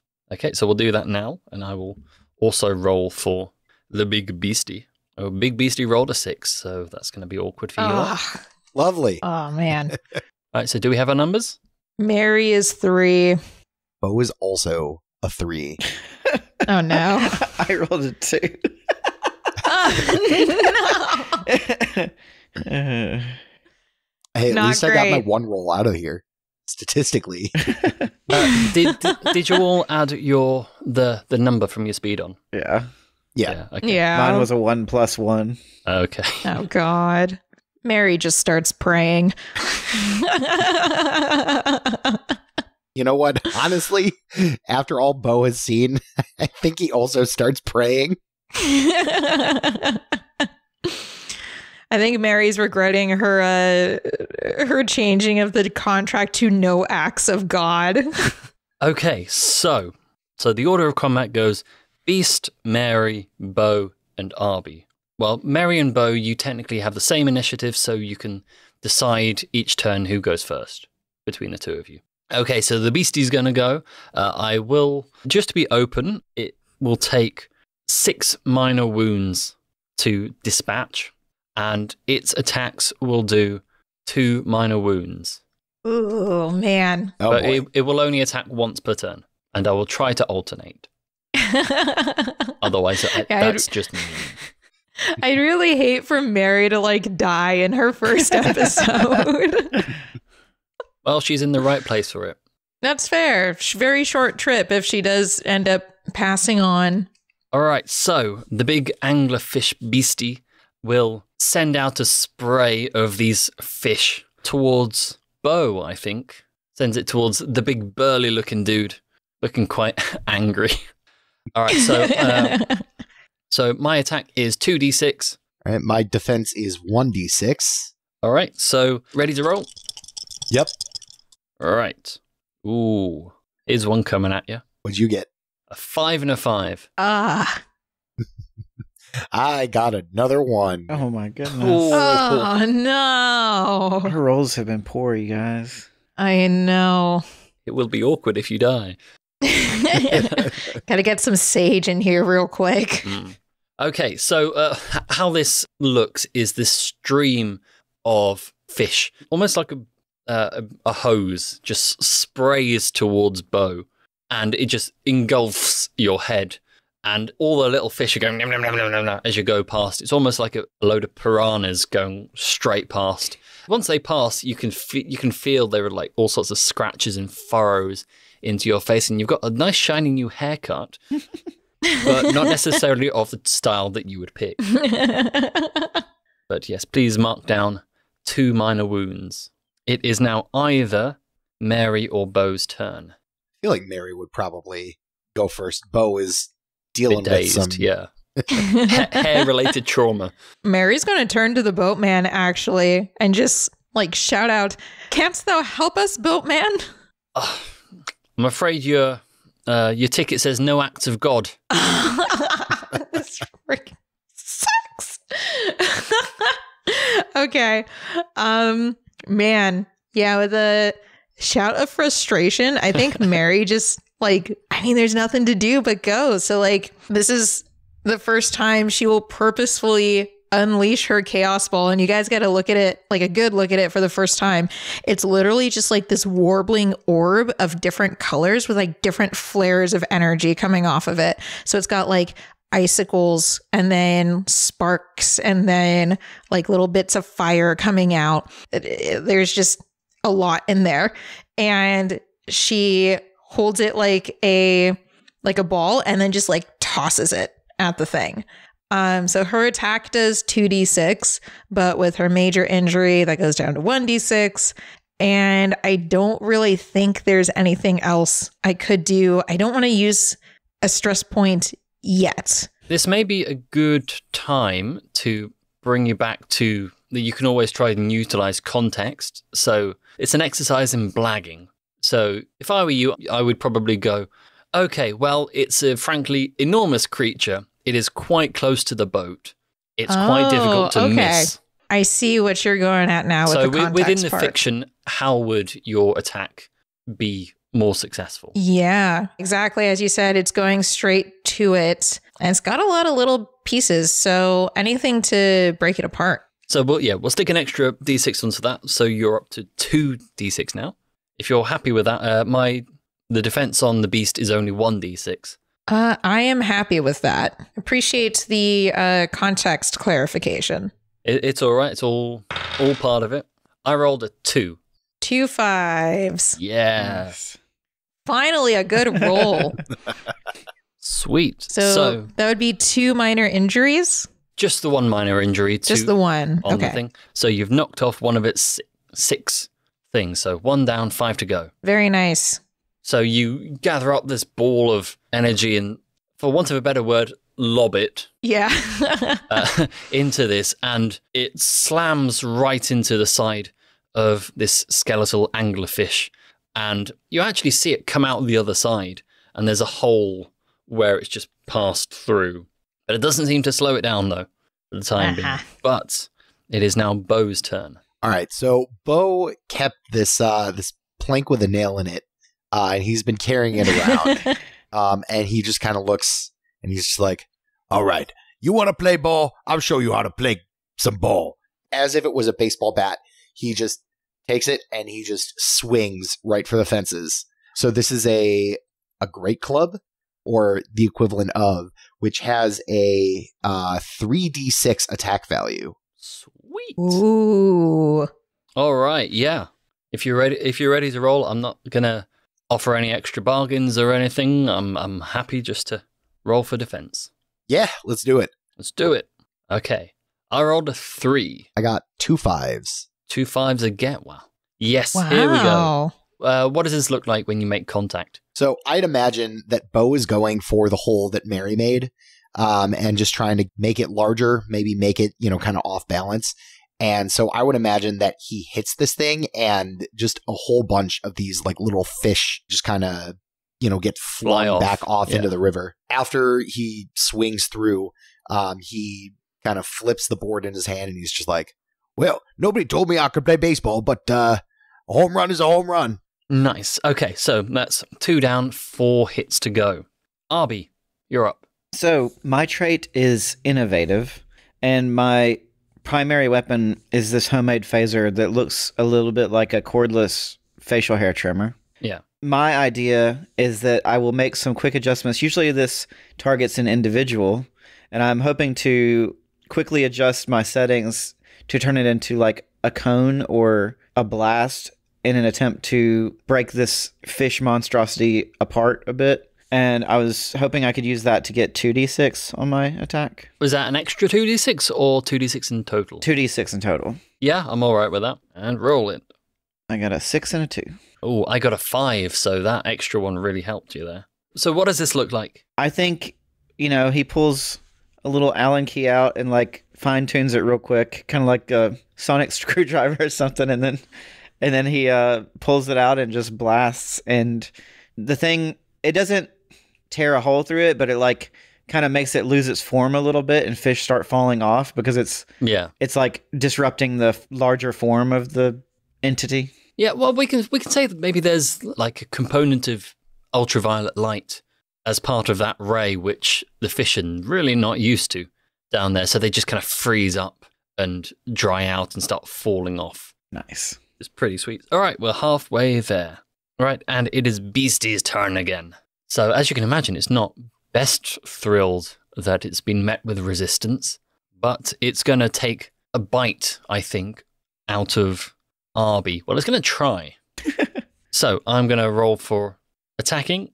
So for defense on the phaser, I imagine it as being like a energy shield that surrounds me when I'm wielding the phaser.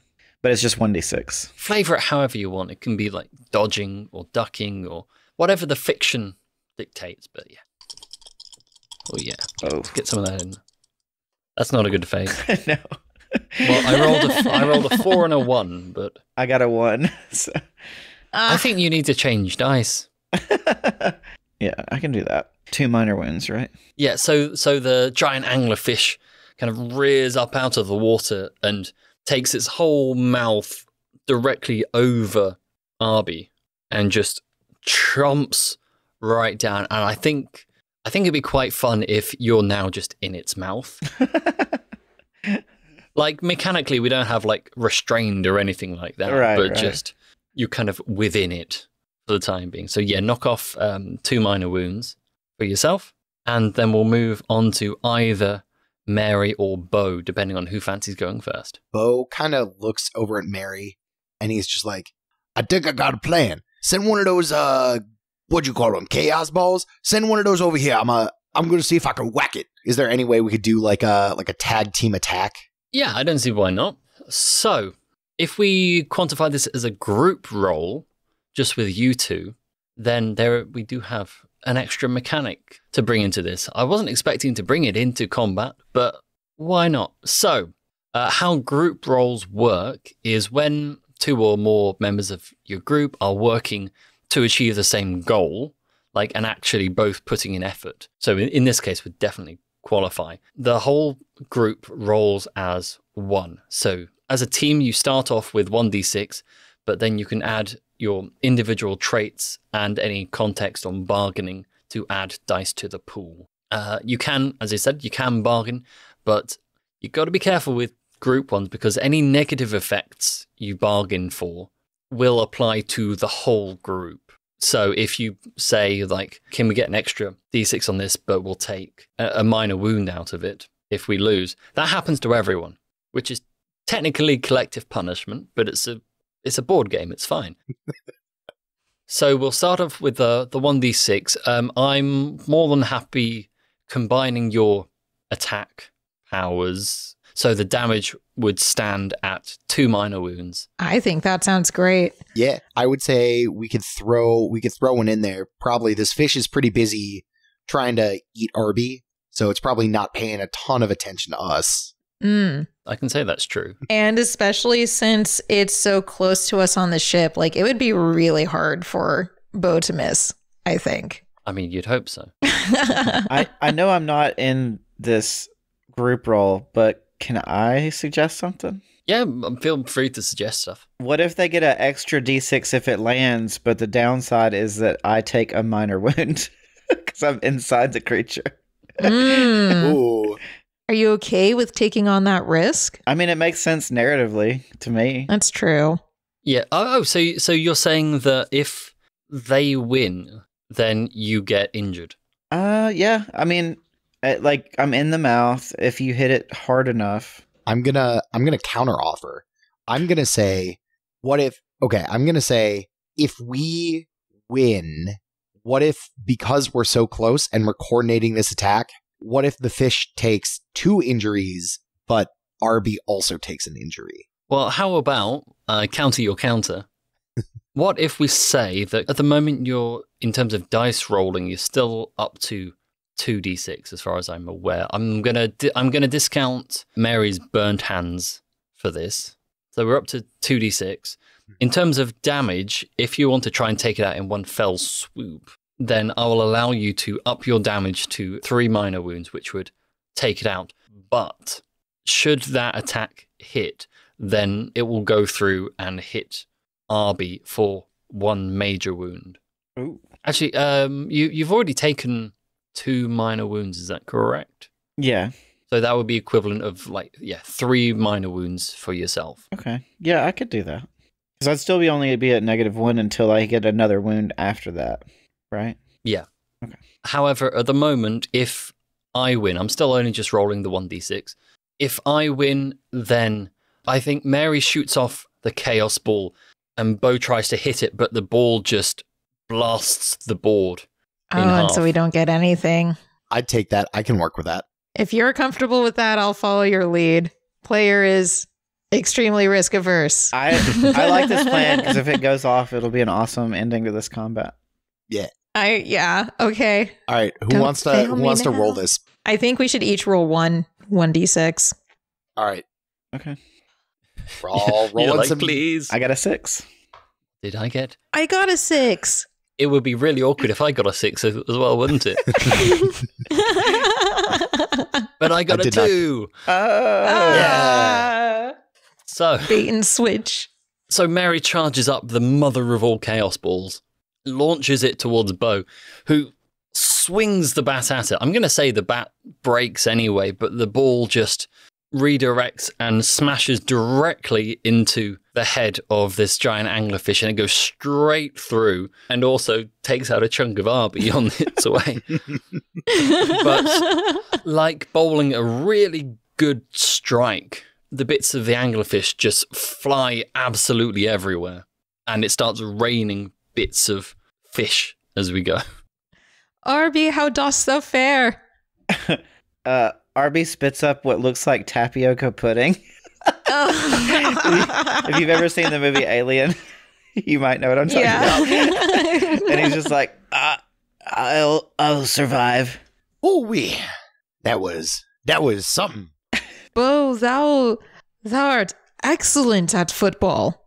Well, that wasn't quite football, but you know what? I'll take it. Oh, I would love to learn of this game ball where you strike fish with wooden implements. It seems like a fun pastime. Well, I would say it's usually a little less dangerous, but the gators down in the swamps there, they're pretty mean. So, translates enough. There's just bones raining down on us. Not gonna lie, Mary's gonna pocket a few of them just in case they're actually worth something. The boatman looks the three of you up and down, goes, "Yeah, well fought, folks. That was quite entertaining. But we should probably get a move on." I'll take anything over fighting another one of those guys. Yeah, well, I mean, it's a bit of an aside, to be honest. I'm not supposed to mention it, but the whole deal with getting back to the land of the living. If you don't, then you move on to the great beyond. Well, that's if you just run out of time. You see, some people take this route and go into the water, and those green lights. I do now. Yeah, that's them. That's that green glowy bit. You die on the river, you turn into one of them fishes. What a tragedy. How many people have come here mistakenly or before their time? I mean, bear in mind, these are just the ones who try and get back.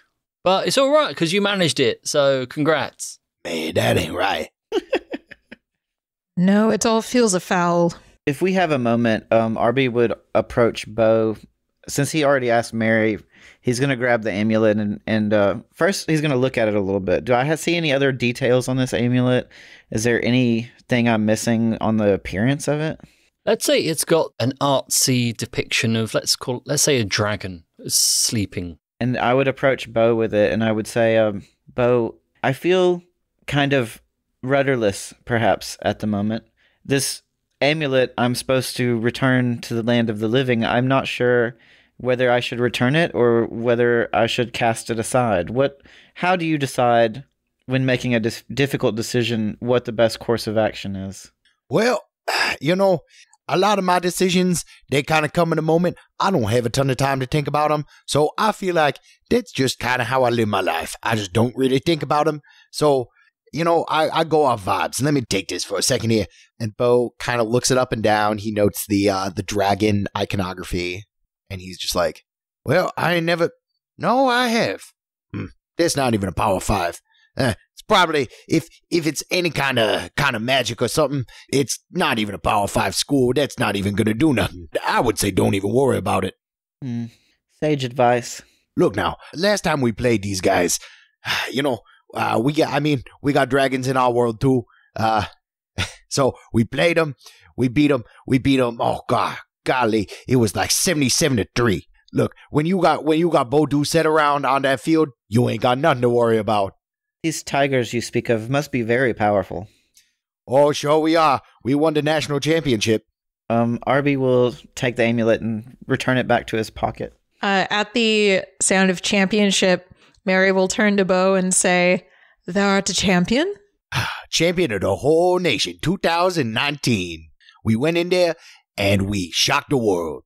Well, we didn't shock the world. Everybody knew we was going to win, but we still went in there and we kicked some ass. Incredible.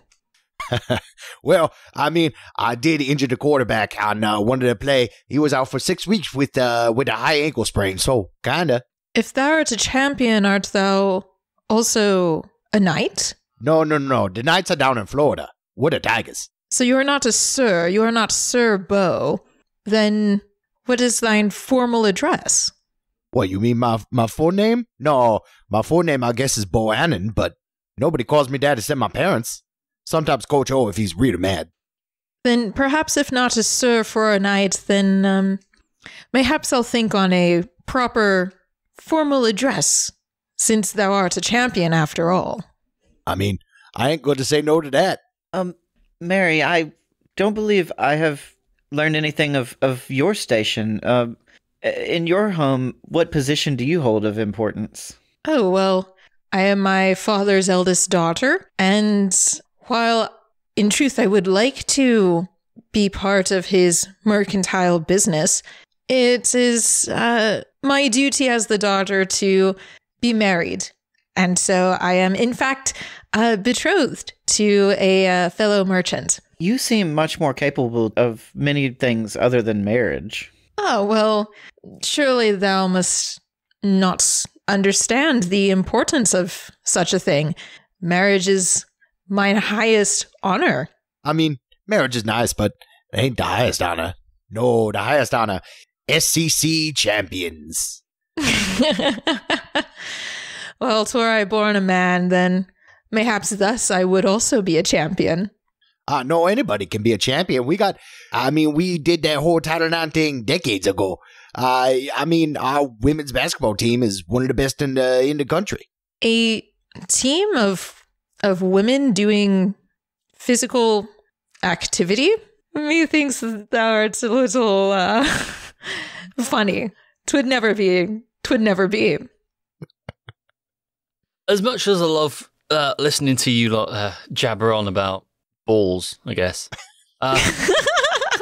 We're now actually coming up to the gates.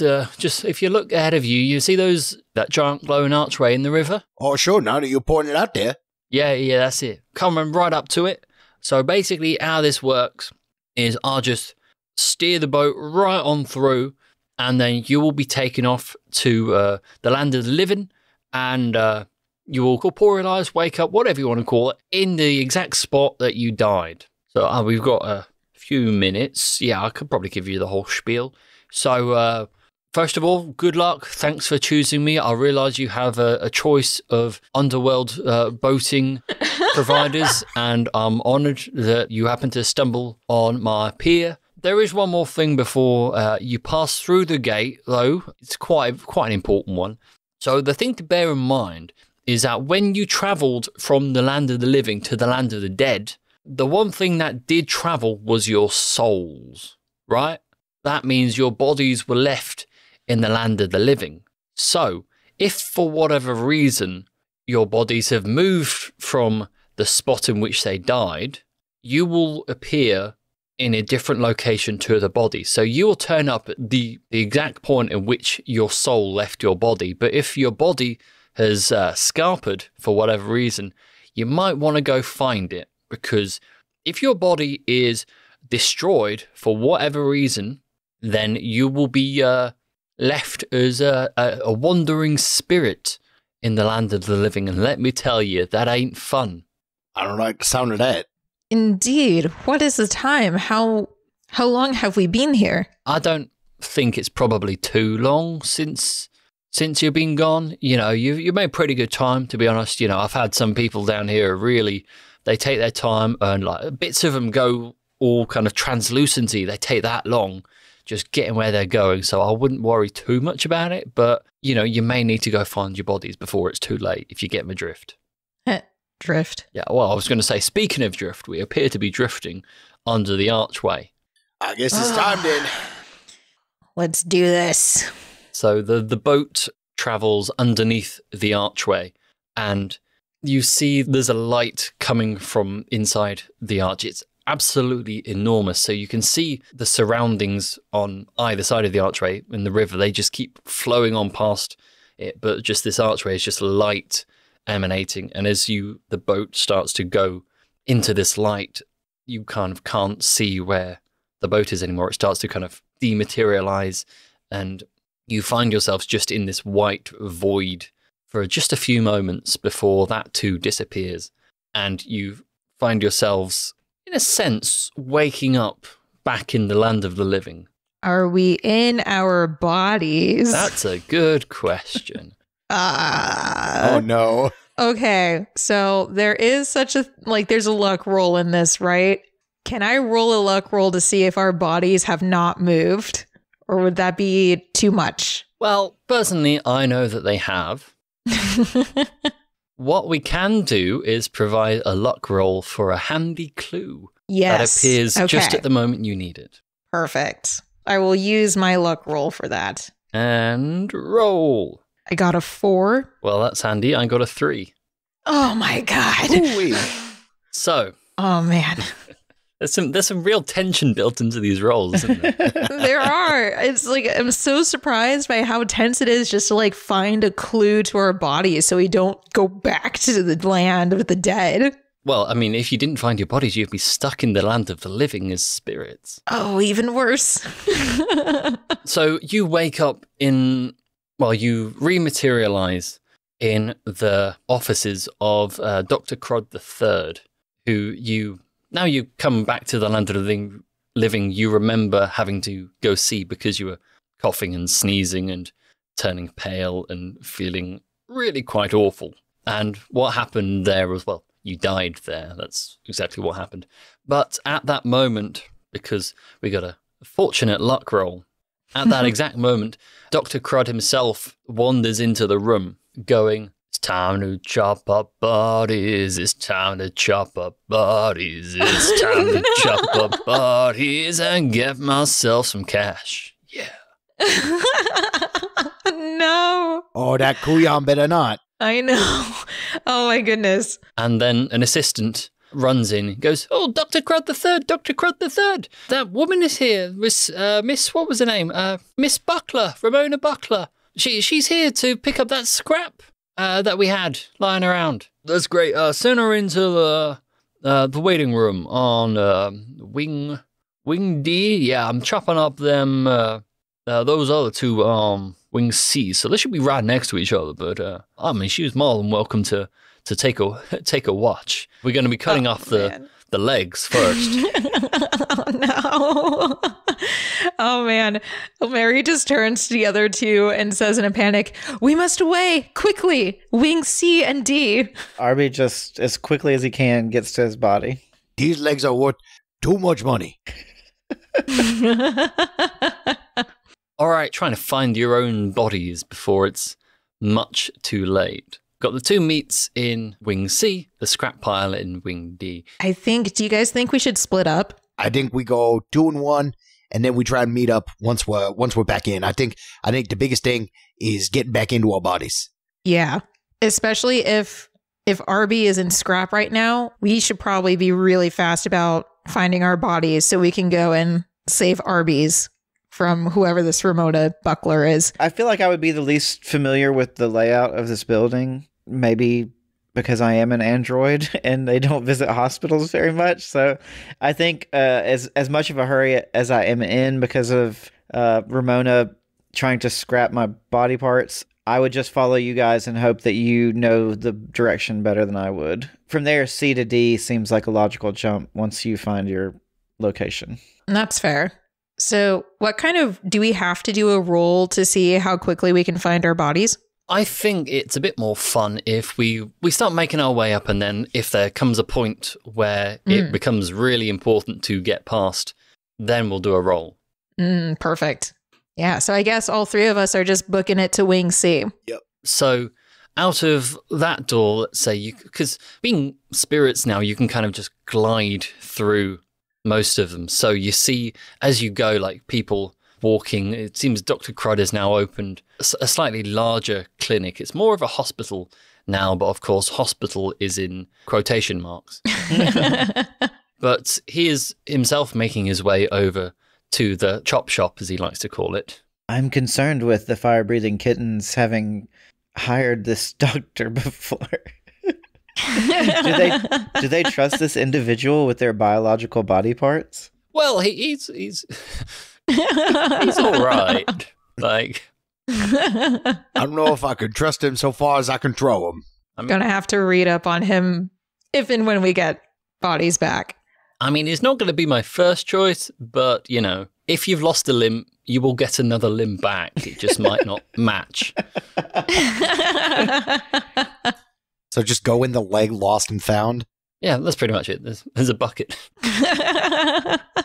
Oh, that's gonna ruin my deadlifts. So actually, okay, I have a question, and I'm not sure if this is just clarifying. So Dr. Crud III is going to be chopping up bodies, but he's also going to, like, he said ours are in Wing C, right? Yeah. Okay. I think. They're in different wings. That's the important thing. Yeah. So, okay. So as he's going off to the chop shop, I guess, like, is there a map of the facility? Yeah, it's if you imagine it was similar to a hospital map, the two wings are pretty much connected. The way the conversation went that you kind of overheard, it was heavily implied that he would go and chop the bodies up first and then go and make the sale to Ramona. Gotcha.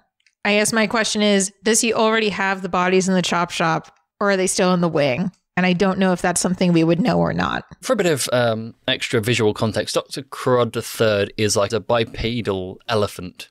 Oh. So he's a large chap. So at the moment he's wearing his gown and his face mask, which is really long because he's got a trunk. So he's kind of wandering with his front hooves, ready to go and chop them bodies. Gonna chop them bodies. He's on his way. Oh man, okay. I think we should probably follow him, right? I would imagine that's probably where we're gonna go, where we're gonna find our bodies. So it's imperative you get there first, because as most people who know Dr. Crud will know, when he gets a bone saw in his hand, he does not hesitate. Oh God. Yeah. Weirdly enough, I think he started off as a pacifist. What? Yeah. Man, the medical field changes you. Well, I mean, you know, if they're dead, then does it count? I guess. Does the good doctor happen to wear shoes? Good question. I'm not sure. What makes you ask? Is there any way I can attempt to, like, trip him up? That sounds like an excellent thing we can roll a dice for. I don't have physical hands, so I'm not entirely sure how that would work, but I'm willing to roll for it. How would a ghost do it? I'm guessing push an object under his feet, maybe. Like poltergeist style. Sounds good to me. You could also give him massive bumps of goose. He's a doctor, though. The ailment might not slow him down so much. Then poltergeist is probably the better option. All right, so because this challenge is technically you against, I don't know, what are you trying to push over? Let's say there's like an IV stand in one of the hallways that he's traveling down with no bag on it, and I'm just going to wait till he's like right by it and tip it in front of him so that it tangles around his legs. All right, yeah. So I'm going to roll. I was going to say if it was like something larger, then it would be more difficult. But I think an IV stand would be about 1d6. I'll roll for that. I can make you a quick little bargain if you fancy. I can just gift you an extra 1d6, so you'll roll 2. But if I win, it actually turns out that the IV stand was made of iron, which, as we know from ghost lore, is very bad for ghosts, which would provide you an extra minor wound. So would that bring me up to 2 major? Or... It would. Okay, so it doesn't reset till I get back into my body? No. Okay, that's fine. think I'll take these I think it's odds. fair. But I'm at -1 already, right? Because I have a major wound already. That's true. That's true, yeah. So is there anything on your traits, your innovative? I'd say thinking of the idea to poltergeist your way to slowing him down, that's pretty innovative. I'd give you an extra d6 on that. Could we all do that? Actually, now that I'm thinking about it, could we all do an individual poltergeist thing and have it be a group roll? Yeah, turn it into a group roll. The Haunting of Dr. Crud III. I'm down for it. Yeah, exactly. Okay, so my total would be 2d6. Are we resetting to do the group roll, or would I still be at 2d6? You're welcome to use that. Okay. If you want. Yeah, I'll do that. To save us having to undo all of that. Right. So what's the total amount of dice that we're rolling? So far, you're up to 2. I would say Bo's competitive nature, he's seeing that there is maybe some trepidation around moving the IV. You know, we're ghosts, we're spirits, we might not be able to do it. And Bo says, the hell we are. I'm going to move this thing if it kills me. And I'd also like to add, perhaps for context, this is a hospital, and like this is one of those places where people like get creeped out really easily. So I don't know. I think maybe like if this succeeds, then there's additional panic, or at least like a little concern that like distracts Dr. Crud III. Like maybe patients are like, oh my gosh, what's going on? And he has to calm them. I mean, Dr. Crud is not one for providing a sense of calm. I guess that's fair. Maybe just the 3d6 then? Is that what we're at? Yeah. Well, Okay. I was going to say, if you want, because you're at 3d6 now, I'm still at 1. If you fancy taking a bit of a bargain, if you give me 1 extra d6, so I go up to 2, you're still on 3. If you win, then Dr. Crud will trip over that IV stand and a few other bits and pieces and then go crashing into like a gurney, which pings him all the way down the hallway and into a wall. So he kind of gets knocked out and you have a free run to your bodies. I'd take those odds. I would too. However, if I win, you knock the stuff over, he just kind of bashes it out of the way and then he makes a beeline. So you are somewhat closer to losing your bodies. I like your game, Magic Man. I say we do it as long as Arby has changed his D6, because his current one's not been doing great. The one that keeps rolling 1. Well, I haven't been using that one since, so... Well, you've won a couple of rolls as well. Yeah. So. Yeah. You guys good with this? Yeah, let's do I'm it. good. One each? Let's do it. Mm-hmm. Right, ready? Roll them bones. I got a 3. I got a 6. Thank God. I got a 1. Oh, no. Oh my God. Well, let's see. My highest. It would be awkward if it was a 6, wouldn't it? Because then it would go right down. My highest was a 4.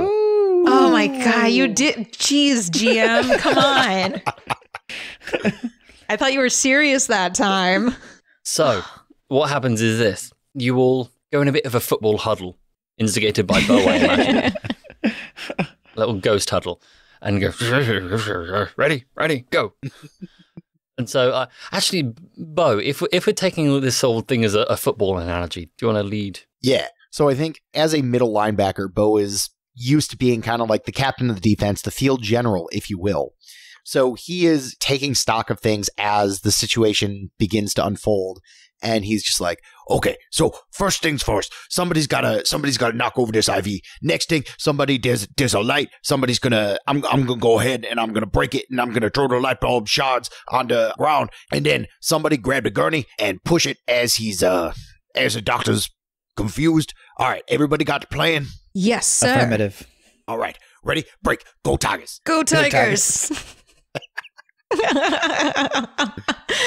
Mary like runs for the gurney and is just like waiting for the perfect timing. It all happens. The IV stand gets knocked over. Crud trips and then tries to get his footing back, but there's glass all over the floor. So he's like, trips, turns around, falls onto this gurney, which Mary just shoves, and it goes goes creakily down the hall, but it slams into a far wall, and Dr. Crud just kind of goes flying. Actually, let's say he flies out of a window.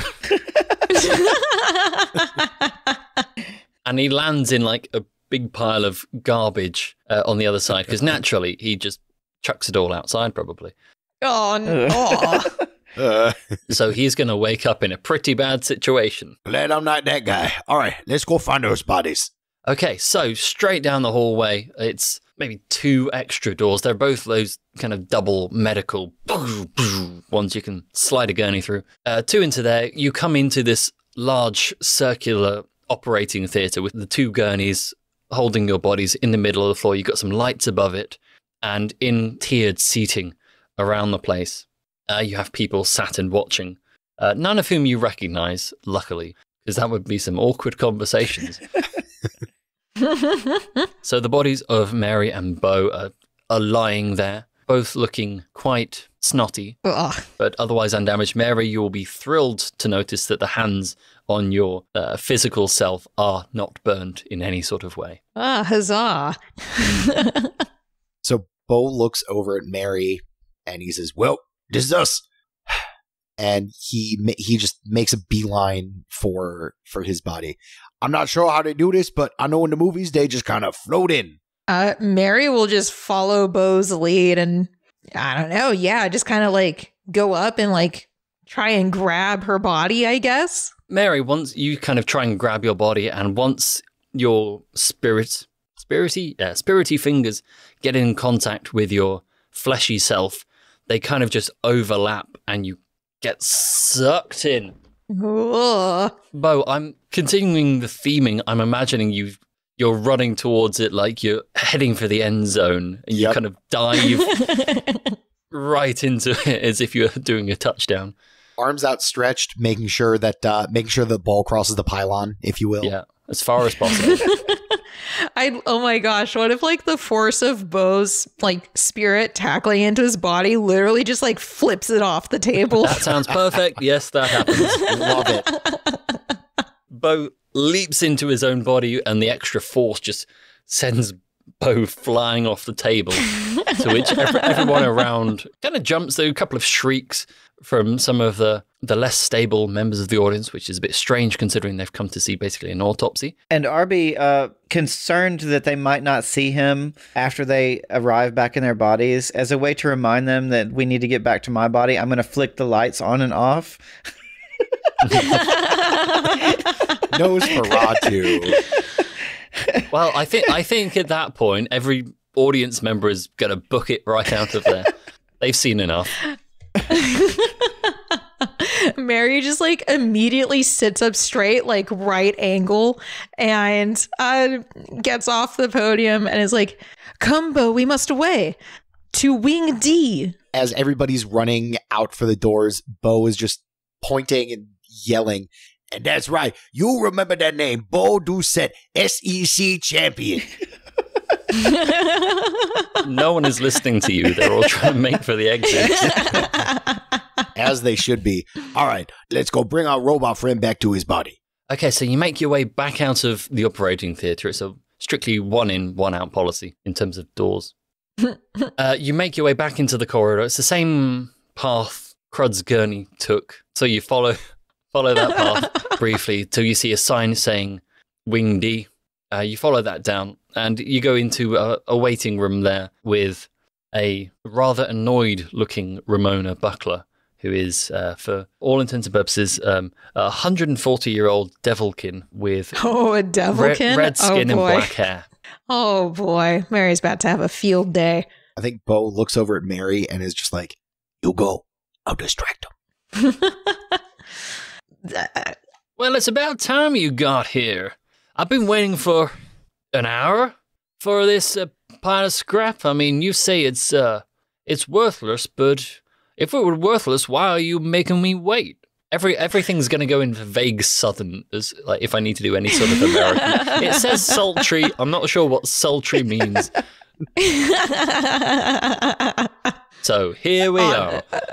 Honestly, like seeing a devilkin, Mary just immediately like gets herself ready to cast a chaos ball, and it's just like, get thee back, Satan. I think Bo kind of grabs Mary's hands and is just like, Well, my associate here has had a long day, but rest assured, we will get you to that scrap. Why don't you come around and follow me? I do apologize for the interruption, the wait. Our union mandated lunch breaks made. It was a bad time. But here, why don't we go get this scrap metal, and we will take care of this, and all will be well.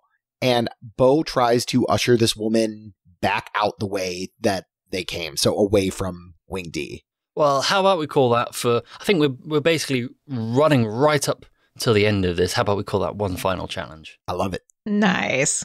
So, as I said, she's been waiting here about an hour. She's kind of peed off. So I'm going to be rolling 2d6. At the moment, the stakes are if you win, then she will kind of go, yeah, fine, whatever, anything to get out of here. If I win, she will insist on coming with you. All right. I would say, would I be able to add another d6 for a fellow Southerner? A fellow resident of below the Mason-Dixon line, as it were? I'm not sure, considering you both... I mean, you live in different worlds, literally. All right. Well, you know what? Since it's the last challenge here, I think I might use my one stress point here. Nice. So this is a good option, yeah. This is something that Bo, really wants to make sure that this all goes well, make sure that his friend Arby is returned to his body. Yeah, that makes sense. Anything else in context or traits you feel like you could make use of? No, I think that's probably it. Okay, so basically a 2-on-2 is All what right. we're looking It's at. so stressful. Oh boy. We got a 4 and a 1. Okay. Well, someone here got a 3 and a 2. Oh my God, GM, you gotta stop doing that. You're too good. So, by rules of how dice rolls work, that passes. She goes, fine, my driver is waiting outside. Take the scrap down there, and I will go for a well-deserved drink. Oh, yeah. You and me both. I feel like once I get off a shift, I feel like that's exactly what I'm going to be doing. But you go ahead. You go wait in the car, and we'll bring her around for you. Don't you worry now. Very well. And she wanders off. You now have a clear run to Arby's body. I think Bo turns around and he's like, Mesha, I didn't think that was going to work. Truly, that's a champion, surely. Thinking on my feet. All right, let's go get our friend back into his body. I will zip in and try to find my body. Well, luckily, Wing D is much more of a kind of a storage area. So what you'll end up finding, Arby, is rows of doors which go into... Actually, you know what it's going to be? Like in the basements of like museums, they have those big like shelves which have those turny things Yeah. on. yeah. And you keep turning them and they just move so you can get to the different bits. It's one of those. But it's already, quite luckily, it's already at the point where your body is just kind of lying on one of the shelves. And there's just a little note attached to it saying, reserved R. Buckler. I will hop in. You hop into your body, and you now have full control back over the body. I will disgustedly rip the note off my head, crumple it up, and throw it away. As you should, my friend. How disrespectful. It ain't right.